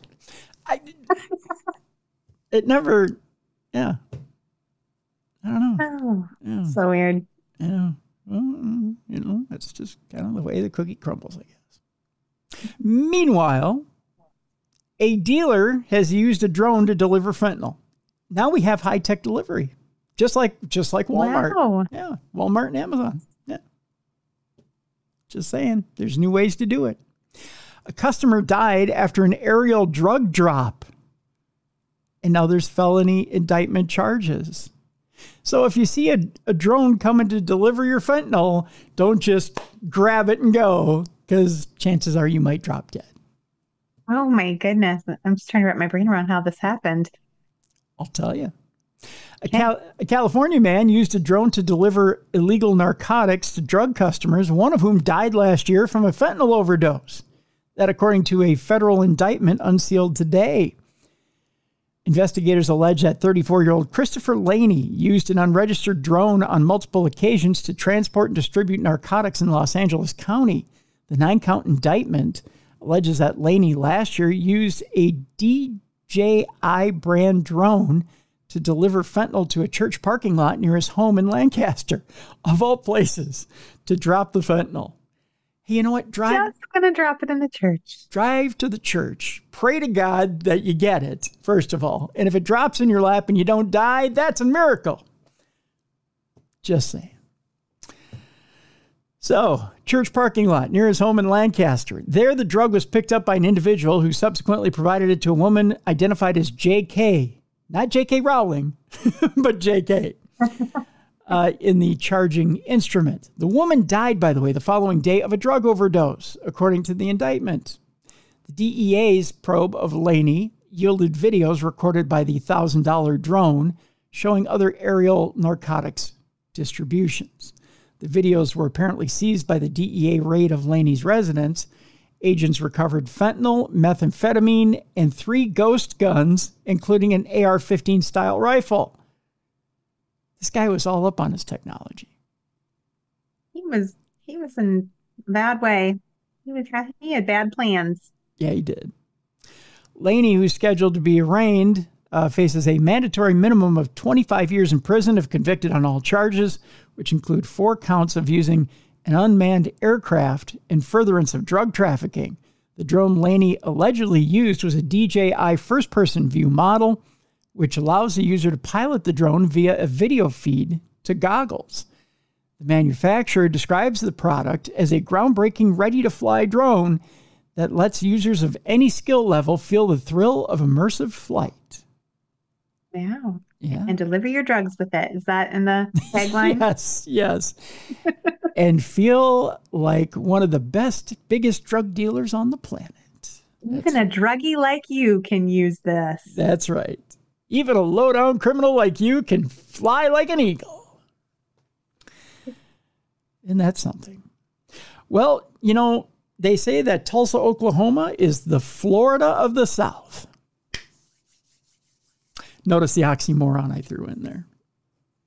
Yeah. I'm just saying, yeah. It's essentially in the South, kids. Florida's pretty south, but yes, carry on. Well, Tulsa wants to become Little Florida, as one suspect was found with drugs, cash, and a python in his car. He tried to one-up Florida this week. Wow. And I think he might have done it. Tulsa police arrested a man following a short pursuit and found drugs and a snake in this man's car. Officers say Evan Woodard, was holding a python and refused to give police his driver's license and insurance. If I'm that cop, you can keep your driver's license and insurance and keep holding that python. All good. Have a good day, sir. Yep, that python is good enough for me. I'm just going to take a picture of it, and you can be on your way. Oh, man. When officers told Woodard he was under arrest, they say he tried to run away, but officers stopped him. This is time for that philosophical question. Does a taser stop a python? Oh, I don't want to find out. Yeah, I don't either. In addition to the python, police say they found fentanyl, marijuana, and a large amount of cash in the car. This is time for that other hypothetical. How much fentanyl does it take to stop the python? I know. I'm hoping he wasn't hiding the drugs in the python. Oh, wouldn't that be hard to try and get out? Right? I mean, they poop it out eventually, right? So you just have to wait for their big poop. Or do they? Maybe they digest it like a big rat. Yeah. You never know. Or a person. I mean, pythons, sometimes they'll eat a whole person. Yeah. See? Woodard faces several charges, including eluding police and drug trafficking. He looks way too happy in his mugshot here, Jess. I'm going to show you a picture of Evan Woodard looking like he literally just swallowed the python himself. Oh. He's like, look, Ma. Look, Ma, they didn't get it all. Because I had a python in my car. Oh, he looks a little high. He does, doesn't he? Having a great day. He looks like he probably consumed half his drugs himself. Just saying. He looks very happy. He does. He also got a scale out of the deal, too. He had everything in his car. He probably didn't have a stash house to put everything in. Whole operation back in there. That's right. In other car news, 2 men were arrested in southern Utah. Evidently, they have the new Dodge Charger. And they found out what the top speed is in the new Dodge Charger. It is up to 189 miles an hour. What? Because they were told so by the arresting officer. What? I cannot imagine going that fast in my car. On city streets. No, I should say on county highways, not city streets, but county highways. Nowhere. But like, yeah, maybe on a race course if you had me put up to do that. But no, not even then. I'd be too scared. No, I've gone 125 before.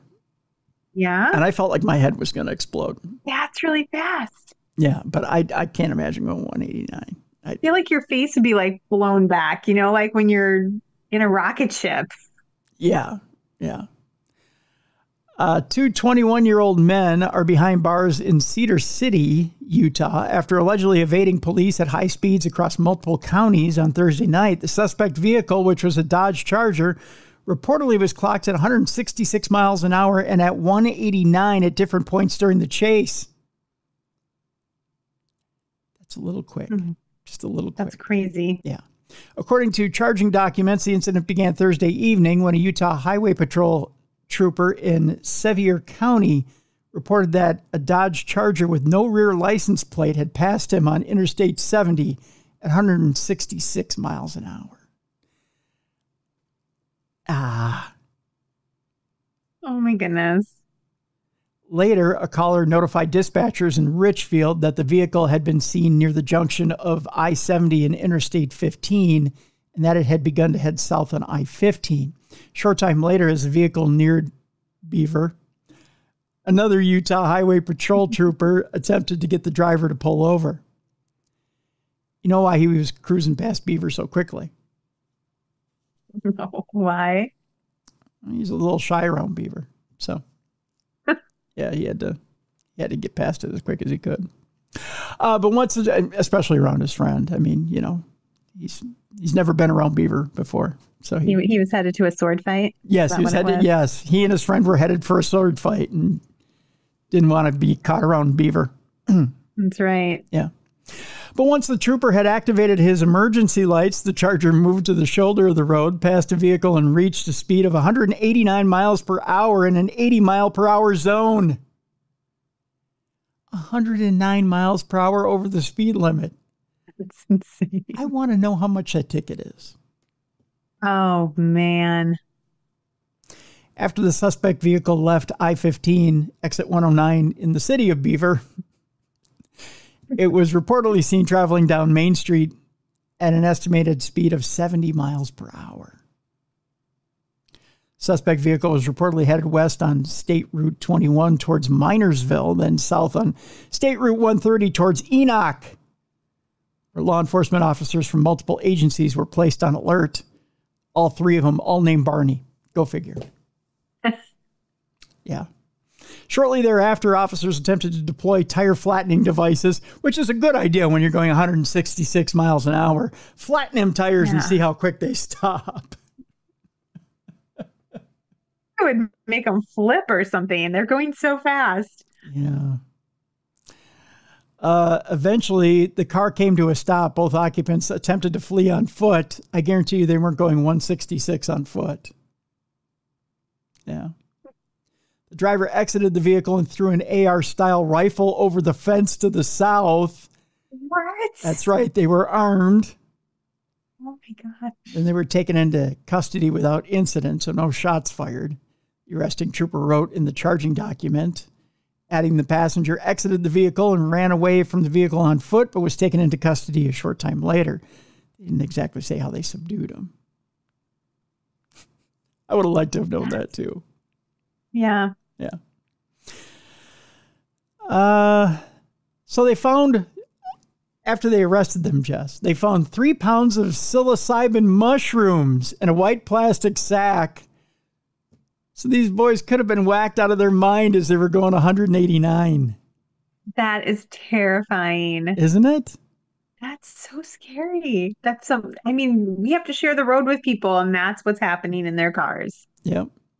The suspects, Christian Sanchez Luna and Ethan Antone Mason, were booked into Iron County Jail shortly after 5 a.m. on Friday. Bunch of different charges here. Failure to stop on command of law enforcement, obstruction of justice, possession of drugs and paraphernalia, and possession of a dangerous weapon by a restricted person. Additionally, Luna, whom police identified as the driver of the vehicle, faces at least one count of reckless driving. One count.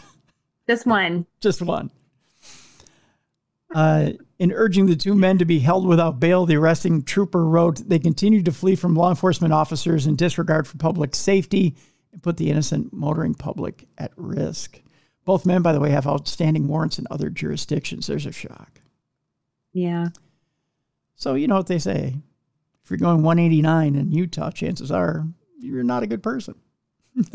You're probably trying to hide something. You might be. You might be. Like a bunch of shrooms in your back seat. That's right.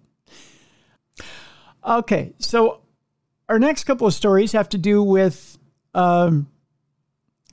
restaurants and food. I mean, that story had to do with food, okay, but this specifically has to do with food. Our first one, we go to England, where Nigel, I believe it's Farage, it might be Farage, turns up at court to watch his milkshake chucker plead guilty. That's right. He had a milkshake chucked at him earlier this year. A woman's pleaded guilty to throwing a milkshake at him. Victoria Thomas Bowen has pleaded guilty at Westminster Magistrates Court to assault by beating and criminal damage. Her milkshake brings all the boys to the yard simply because she threw it at a politician. She threw that milkshake over the Reform UK leader outside a pub at Clacton-on-Sea, Essex, during the general election campaign on June 4th. Farage was doused in the McDonald's milkshake after he left the Moon and Starfish Weatherspoon pub in the Essex seaside town. He had earlier held a rally in the area as part of his campaign to become the town's MP. 25-year-old Thomas Bowen also admitted criminal damage after causing $17.50 in pounds worth of damage. That's $17.50 worth of damage to a jacket belonging to Mr. Farage's security officer, James Wolfenden. That was it. She had originally denied the charges and was due to go on trial this morning, or yesterday morning, but she changed her pleas to guilty before proceedings started. So, big assault charges here, Jess. Milkshake on the jacket. Big trouble. Big trouble. Big trouble. Was it a shamrock shake? You could throw that on me. I'd like it. I would too. See, it doesn't matter. I'll take a chocolate shake. I even like vanilla shakes from McDonald's. So, you know what? I'd just throw a milkshake on me. I would just be like, yeah. Mm-hmm. It's just a matter of opening your mouth like Scooby-Doo and just, taking it all in one shot, so to speak. I would think you were like asking me on a date or something. I'd be like, are we dating now? Or are we like getting married? Right. Now, see, how you get me. Show you a picture of old Nigel here. He didn't take it well. Oh. See? Hey, it does look green. It looks like shamrock shake. It does, doesn't it? It looks like a shamrock shake. Yeah. Yeah. I would have just licked my face off. I'd have been like, goody. He might have thought maybe it was blood or something like that. He probably was thinking the worst. But it was a shake. When questioned on why she changed her plea on the day of trial, Andrew Price, defending, told the judge, this case has a tremendous impact on this defendant. It was a shake. There's been a number of threats made against this defendant, and she, as much as possible, wanted to put it out of her mind and avoid making the decision that she ultimately has come to. She's guilty of shake throwing. It's just a stupid charge. They take it way too seriously. It's a shake. Like, how much time do you get for throwing a shake at someone? Oh, let's see. What did she end up getting in this deal? It can't be that much. I wouldn't think so. She told officers she does not agree with his political views, adding she was outside the pub when she saw him leaving and decided to act because she had the opportunity. She says, by the way, she states she did not regret her actions of launching the milkshake at Nigel. Let's see here. Farage was famously hit by a milkshake while campaigning in Newcastle in 2019. It doesn't say what. At least we're not the only ones who get crazy about politics over here in America. Exactly. Other people do too in other countries. Where does it say? What did she get here? She says she's seeking a pre-sentence report, which will consider all options for sentence. They haven't sentenced her yet. Huh. So nothing yet. I would think just a fine or something. I mean, you can't put someone in jail for throwing a milkshake. They're adjourning sentencing to December 16th and told the defendant, you have pleaded guilty to, in my judgment, 2 serious charges. I'm not that serious. Milkshakes. That's wild. You know? I mean, it's not nice. Unless you like that sort of thing like you and I, then it's just like a mating ritual, but... It really is, yeah. I mean, you know. You know what they say, quickest way to your heart is through your stomach. That's right. Yeah. Just don't care how you get it there. Just throw it at me. That's fine. Dump it on my head. That's a sound clip that needs to go on the button bar. No, I'm sorry. It has to. Our next story. We go to Cobb County, Georgia. Are you a fan of Burger King, Jess? Burger King. It's all right. I like it better than, we used to have Hardee's back in Iowa. I don't even know if they really have Hardee's anymore. If I had to pick Burger King or McDonald's, I'd probably pick Burger King. They got rid of the Hardee's up in Anoka. I think the only Hardee's now are southern Minnesota, northern Minnesota. Yeah. I'm heading down to Fairmont actually to speak at a library event on Thursday, and I guarantee you they have a Hardee's down there. You're gonna have to go there. But that's the only place. Yep. I like Burger King every once in a while. I do too. And now they have the veggie burger, like the fake one. Yeah. And I don't digest meat well. We won't get into it. Yeah. But, so I have to do the veggie burger. Yeah, the Impossible Burger. And it's good. Yeah, the Impossible, it's pretty good there. I like it. Yeah, it's not bad. Well, in this case, a sheriff was called for backup over a wrong Burger King order. I get stiffed at Burger King quite often. I don't know what it is, but they, for one reason or another, can't get one thing in my order right. I don't know why I heard you say I get stiff. Burger King. Did my connection go out at the right time? I don't know. I've been having internet issues, It's like that's all I heard, and I was like, "Wow, Tim, you really like Burger King." Yeah, well, I like to have sword fights in their bathroom too, so I probably should be arrested for that. All right. Yeah, well, I'm just saying. Okay. I'm going to put it on pay-per-view. Jess, is what's going to happen. So yeah. I'll pay for it. Well, there you go. I'll watch that. There you go. We'll go to Cobb County, Georgia. A body camera footage captured the moments where deputies came to the sheriff's aid to deal with an incorrect Burger King order. I've never been that mad at an incorrect Burger King order. What is wrong with people? That is not what police matter. You just go back. Just go back. Yeah. Yeah. Or you just like, oh, I didn't know I wanted chicken nuggets. I guess I'll just eat these. If you're already far enough away, you're just like, it's food. I didn't have to make it. At one point, I had ordered, I had gotten totally the wrong order, and I ended up getting like their chicken straws or whatever they call them. And I was like, oh yeah, the chicken fries. Chicken fries, that's what they are. And Yeah. I went, what in the actual F? What are these? And I went, and I was so mad. I took a bite and I went, hey, these actually aren't bad. I just decided to eat them. Would do. I couldn't believe I was that mad that I ate them, but I did. It wasn't bad. I tried something new that day, Jess. Yep. See, the universe just was looking out for you. Yeah. They just wanted me to try something new. Okay. All right, I'll do that. Sure. And then you called the police? And then I called the police and had those sons of bitches arrested. I ate chicken fries. And I liked it. Damn it. The body camera recording was posted online by David Cavender, who was running against Sheriff Craig Owen Sr. for sheriff in Cobb County. By the way, the big boss man came from Cobb County, Georgia. Tell you what, I'm going to post this in the description of this program so you can watch the body camera of what happens when you cross somebody at a Burger King. It's so stupid. So dumb. Yeah. One more restaurant story here, and we'll get to our not safe for work category today. A former mayor says she was denied.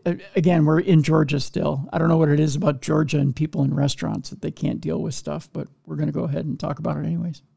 A former mayor says she was denied service at an Atlanta restaurant over yoga pants. Do you go to restaurants in yoga pants, by the way? I'm wearing yoga pants right now. Does that count? Sure, we'll call this a restaurant. Why not? You're at a Go to restaurant. a restaurant in yoga pants for sure. Yeah, sweatshirt, yoga pants. Wow, I mean, maybe not a fancy restaurant. Was it fancy? Well, let's find out. Former Atlanta Mayor Keisha Lance Bottoms. It's unusual that the mayor was named Bottoms. Oh, I love it. And change the name legally. Your connection just totally slowed down, so it sounded like AI had you by the throat. It was like...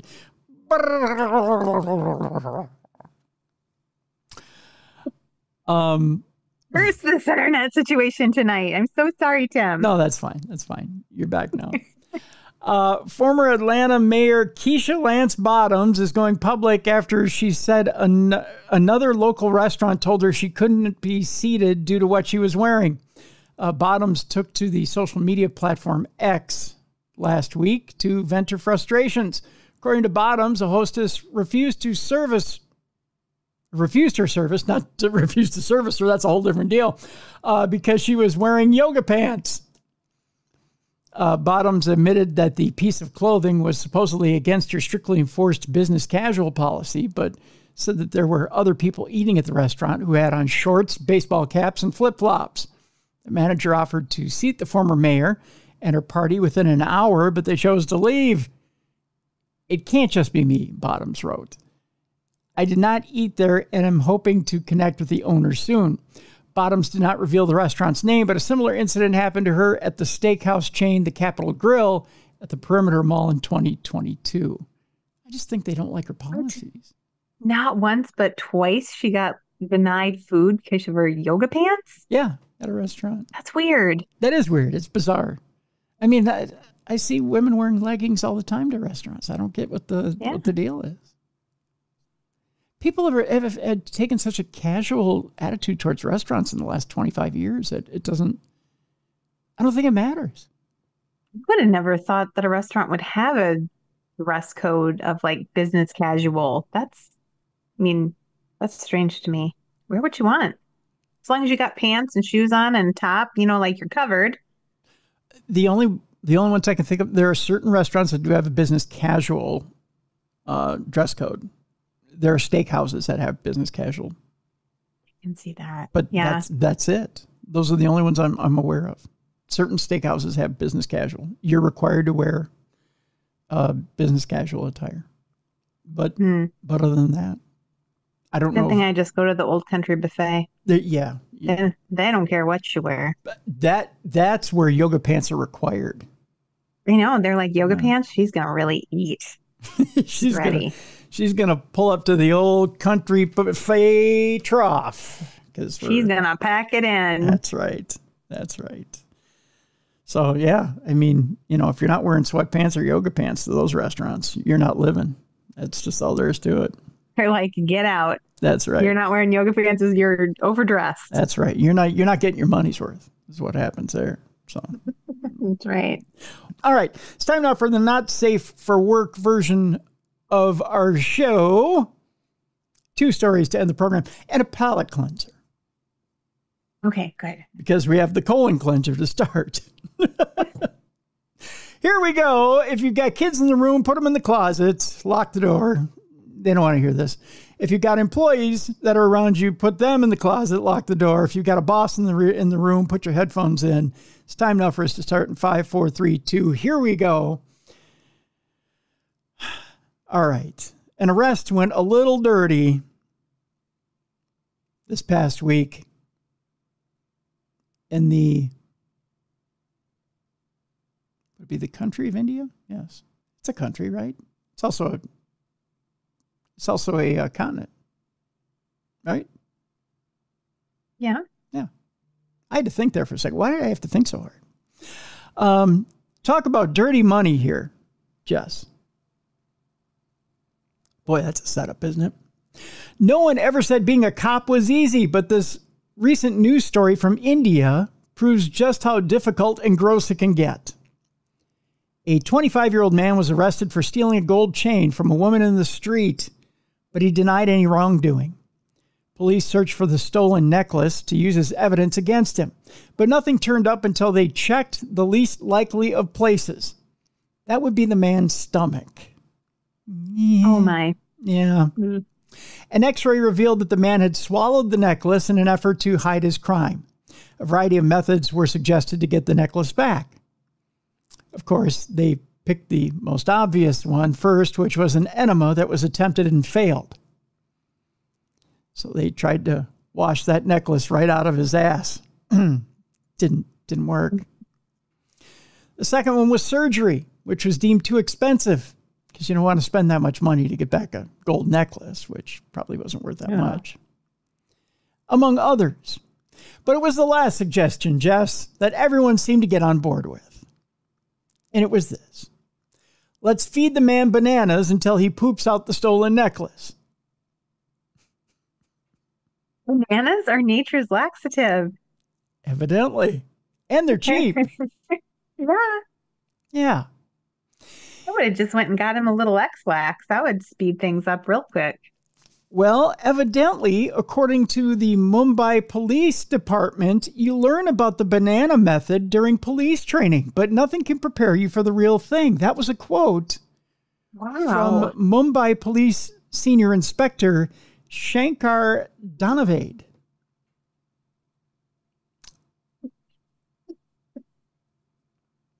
The banana method. They train in the banana method over in Mumbai. How many bananas do you think it takes to get a gold necklace out of a stomach? At least a dozen. Oh, at least. The man was force-fed 40 bananas throughout the day. Oh, the punishment. How many bananas do you say stop after? I mean, he's probably saying stop the whole time, the poor guy. But with a banana in his mouth.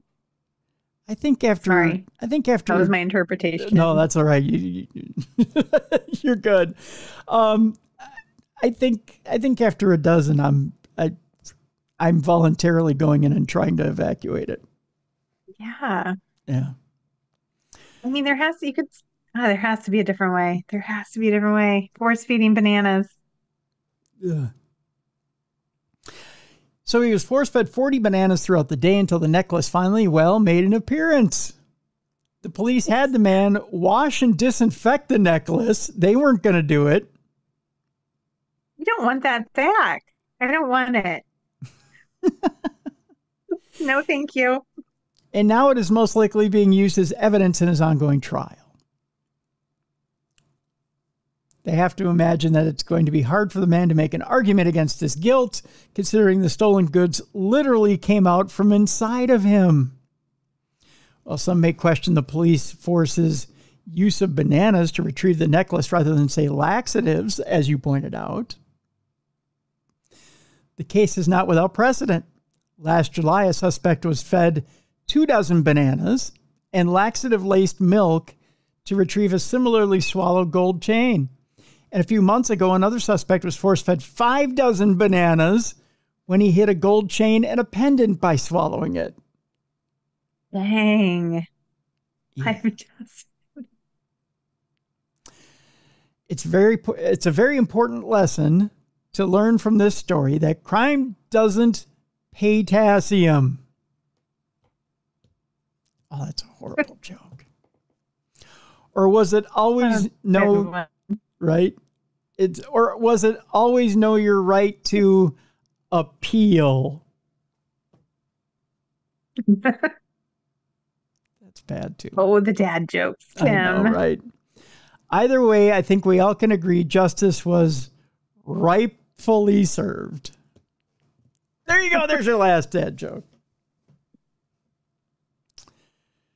By God. Bananas. Ugh. I can't imagine the 52 bananas to try and get out the gold chain and the pendant. I can't believe it's a method. It's a thing. They're trained on the banana method. Boys, we're going to have to do the banana method. Which means something completely different if you're in jail. Just saying. Yeah. Okay. So boys, here's another lesson for you. Having to do with poop. It's our second and final story. The Not Safe for Work section of Dumb Crime, Stupid Criminals. And that's this. You know, guys have this image in their head that women don't poop. All right? Right. Need to get that out of your head. For one man, he ended up paying dearly for that image that his girlfriend didn't poop. Really? Mm-hmm.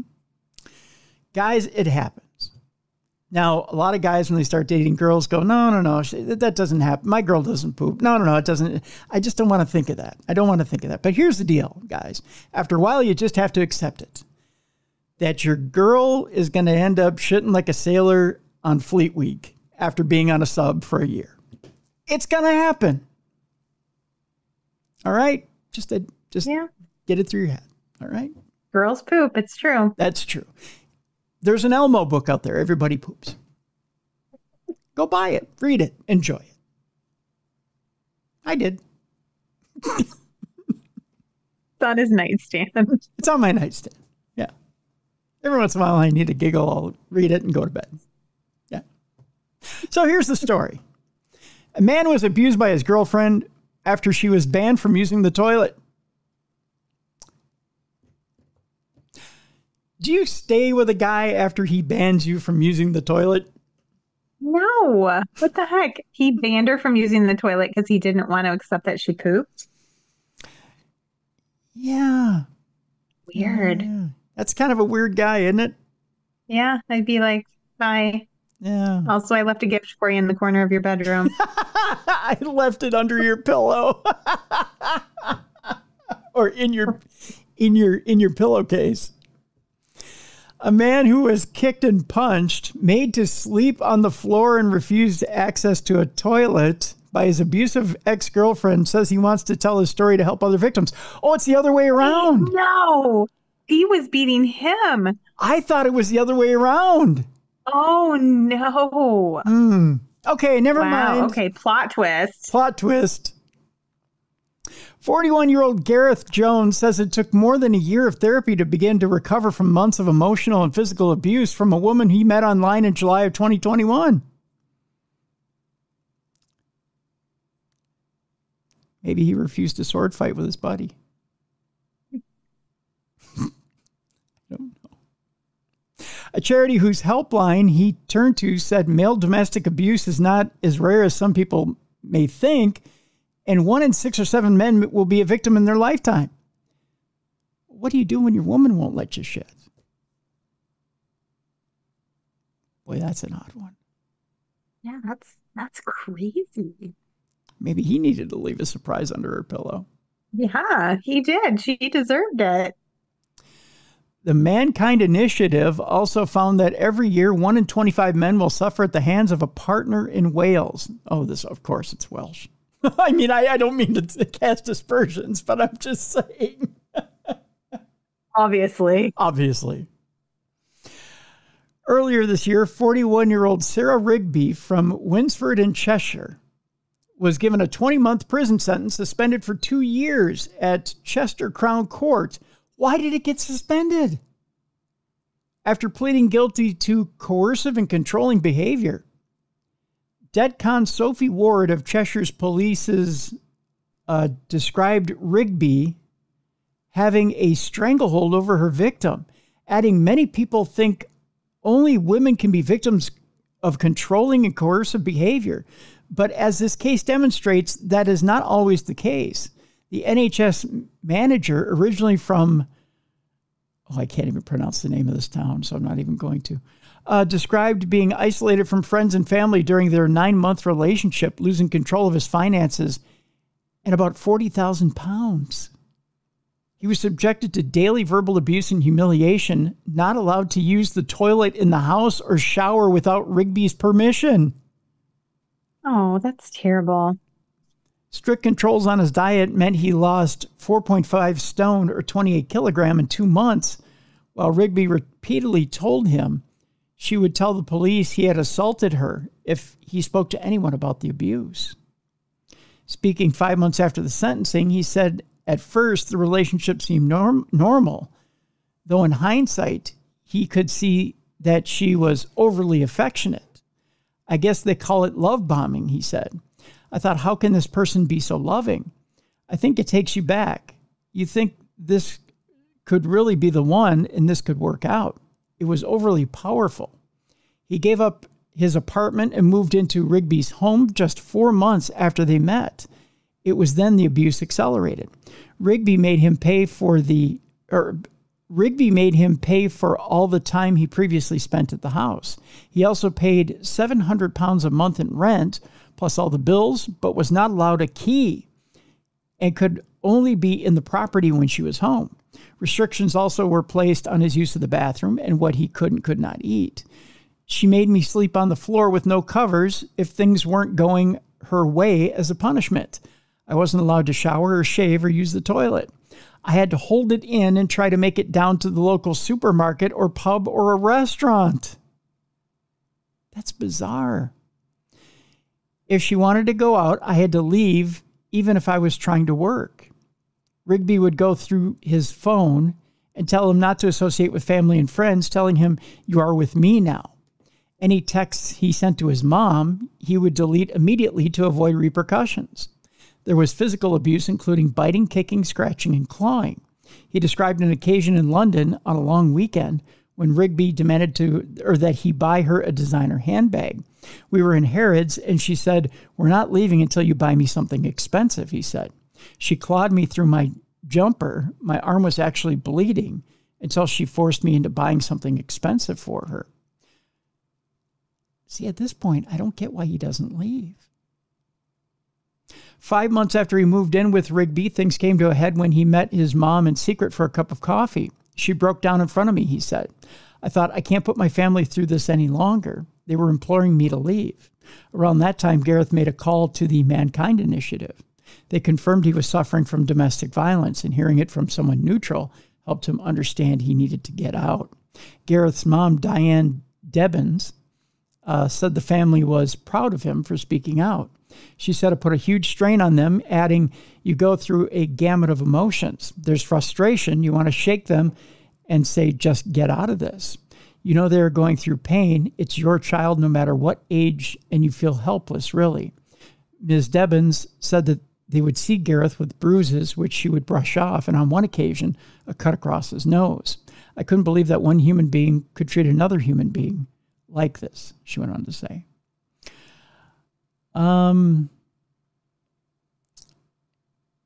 It doesn't say what kind of charges were filed against her, but it does say that Gareth left his abuser with only the clothes on my back, as quotes, and had to start from scratch financially, make a new home, and build friendships back up. not to mention work he has had to put in rebuilding himself. He says, it knocked my confidence for a long time. I had low self-esteem because of the constant abuse, and he had to go to therapy. So, not a good story. But that actually came from a listener of ours. So, yeah, that's a sad one. Yeah. All right, so here's your palate cleanser. I talk about my chipmunks all the time, but I also talk about Arnold the squirrel. I don't think people believe me that Arnold's an a-hole. Right? Yeah. Now I have proof that squirrels are a-holes.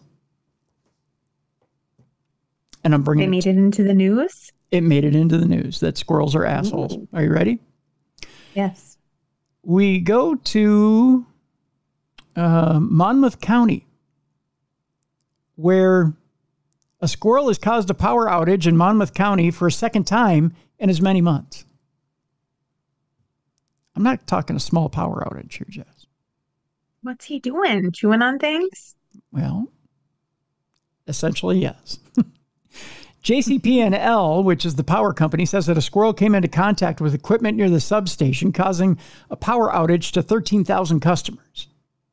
Dang. It's a vindictive squirrel. About 13,000 customers were left in the dark on Thursday in Monmouth County, all because of a squirrel. The animal somehow came in contact with equipment at a JCP&L substation, according to the company. Customers in both Howell Township and Freehold were impacted. The First Energy Company said they knew it was a squirrel because they found its remains. So yeah, it didn't make it the second time. The first time it got away with it. The second time, not so much. Yeah, a little electrocution going on. They say the squirrel left a blown insulator and a damaged disc, leaving thousands in the dark. The power went out on Thursday around 9:30 a.m. and all customers had their power restored by 1:30 p.m. This is the second time this has happened in the area. Back in August, a different squirrel, it's squirrels in general that are assholes, caused 11,000 customers to go without power. It happens all across the country.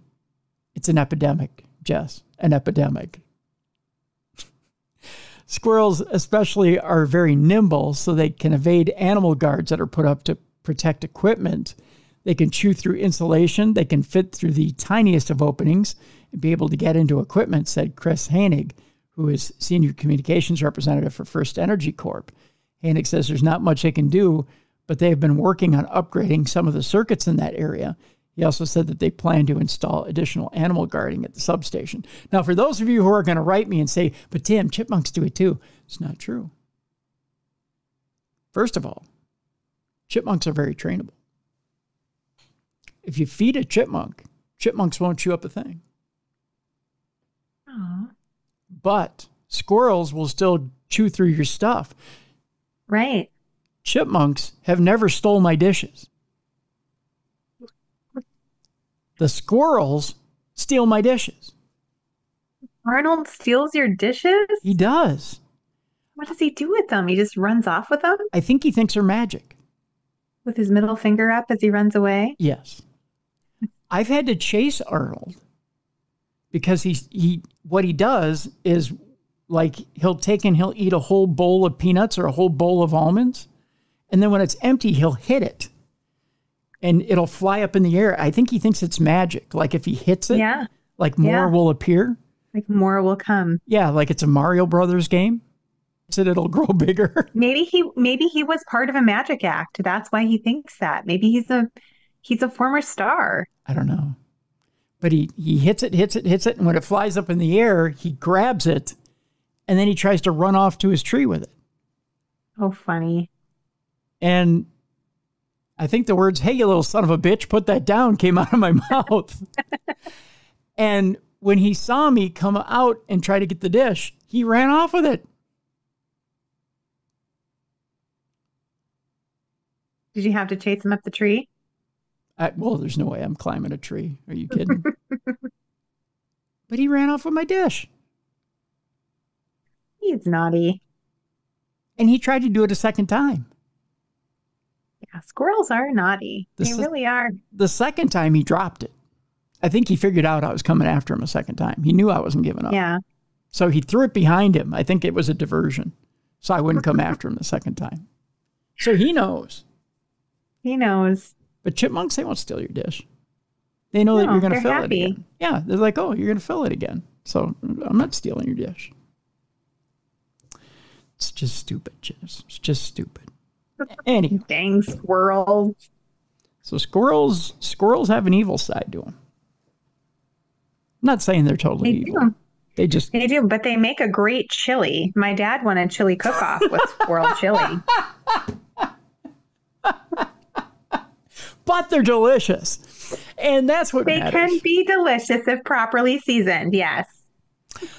I was fed squirrel once by the Independence School District in Wisconsin. Because I made a joke. The Independence, I've told this before on air, but the Independence School District in Wisconsin, I made a joke when I was doing radio in Wisconsin. I was doing the morning show in Whitehall. I made a joke that the lunch ladies at the Independence School, high school, were feeding the team nothing but deep fried squirrel, battery acid, and rusty nails all season long to keep them sharp.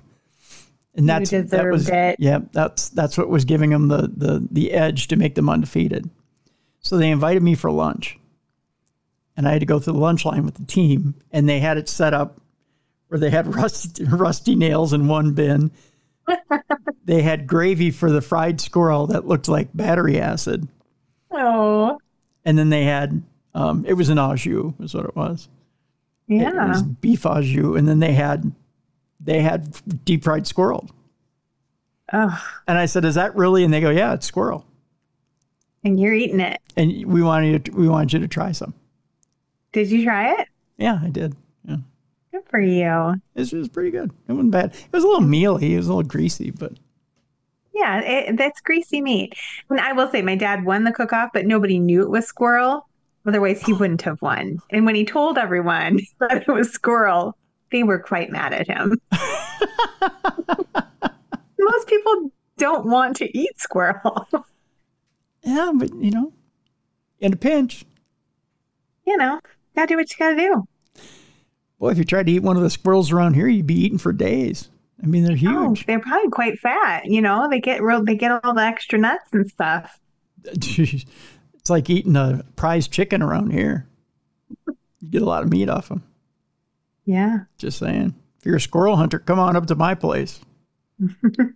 Get a bunch of guys out front with shotguns. You'll be dining for days. Just saying.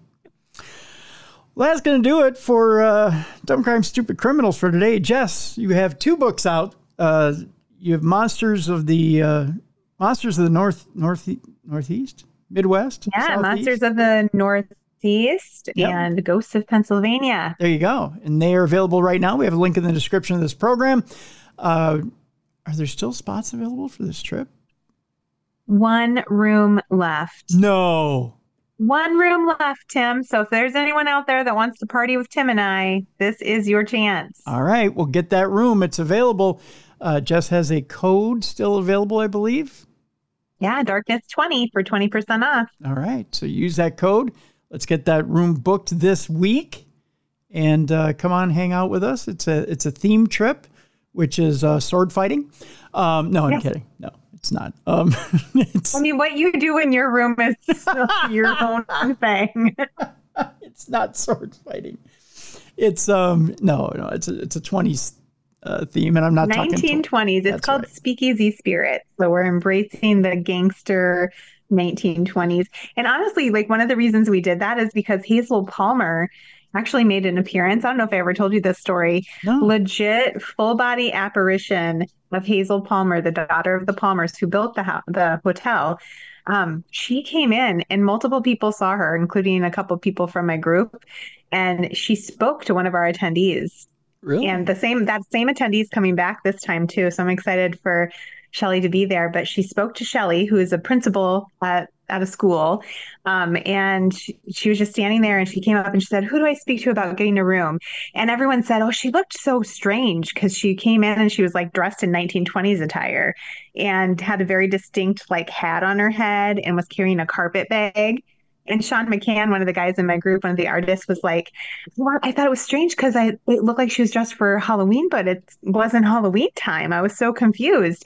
And I guess she followed Shelley then up the stairs without ever talking to anyone. Really? And Shelley just was like, oh, I think you got to go talk to someone in the bar. And then she goes to go up to her room, and this woman just follows her without ever speaking to someone and walks right through a door into the room at the top of the stairs. And Shelley watched her do it. Oh, wow. Yeah. Oh my gosh. So we're getting our, 1920s, because Hazel Palmer likes to come back in her 1920s. We're hoping we can bring her back.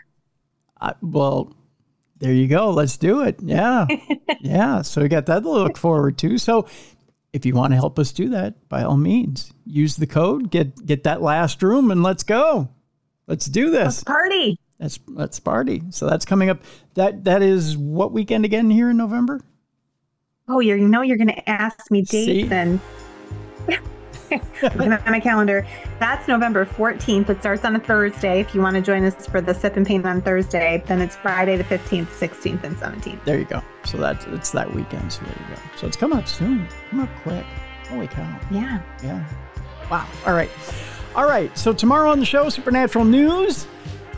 Thursday, I'm going to hold my water on this.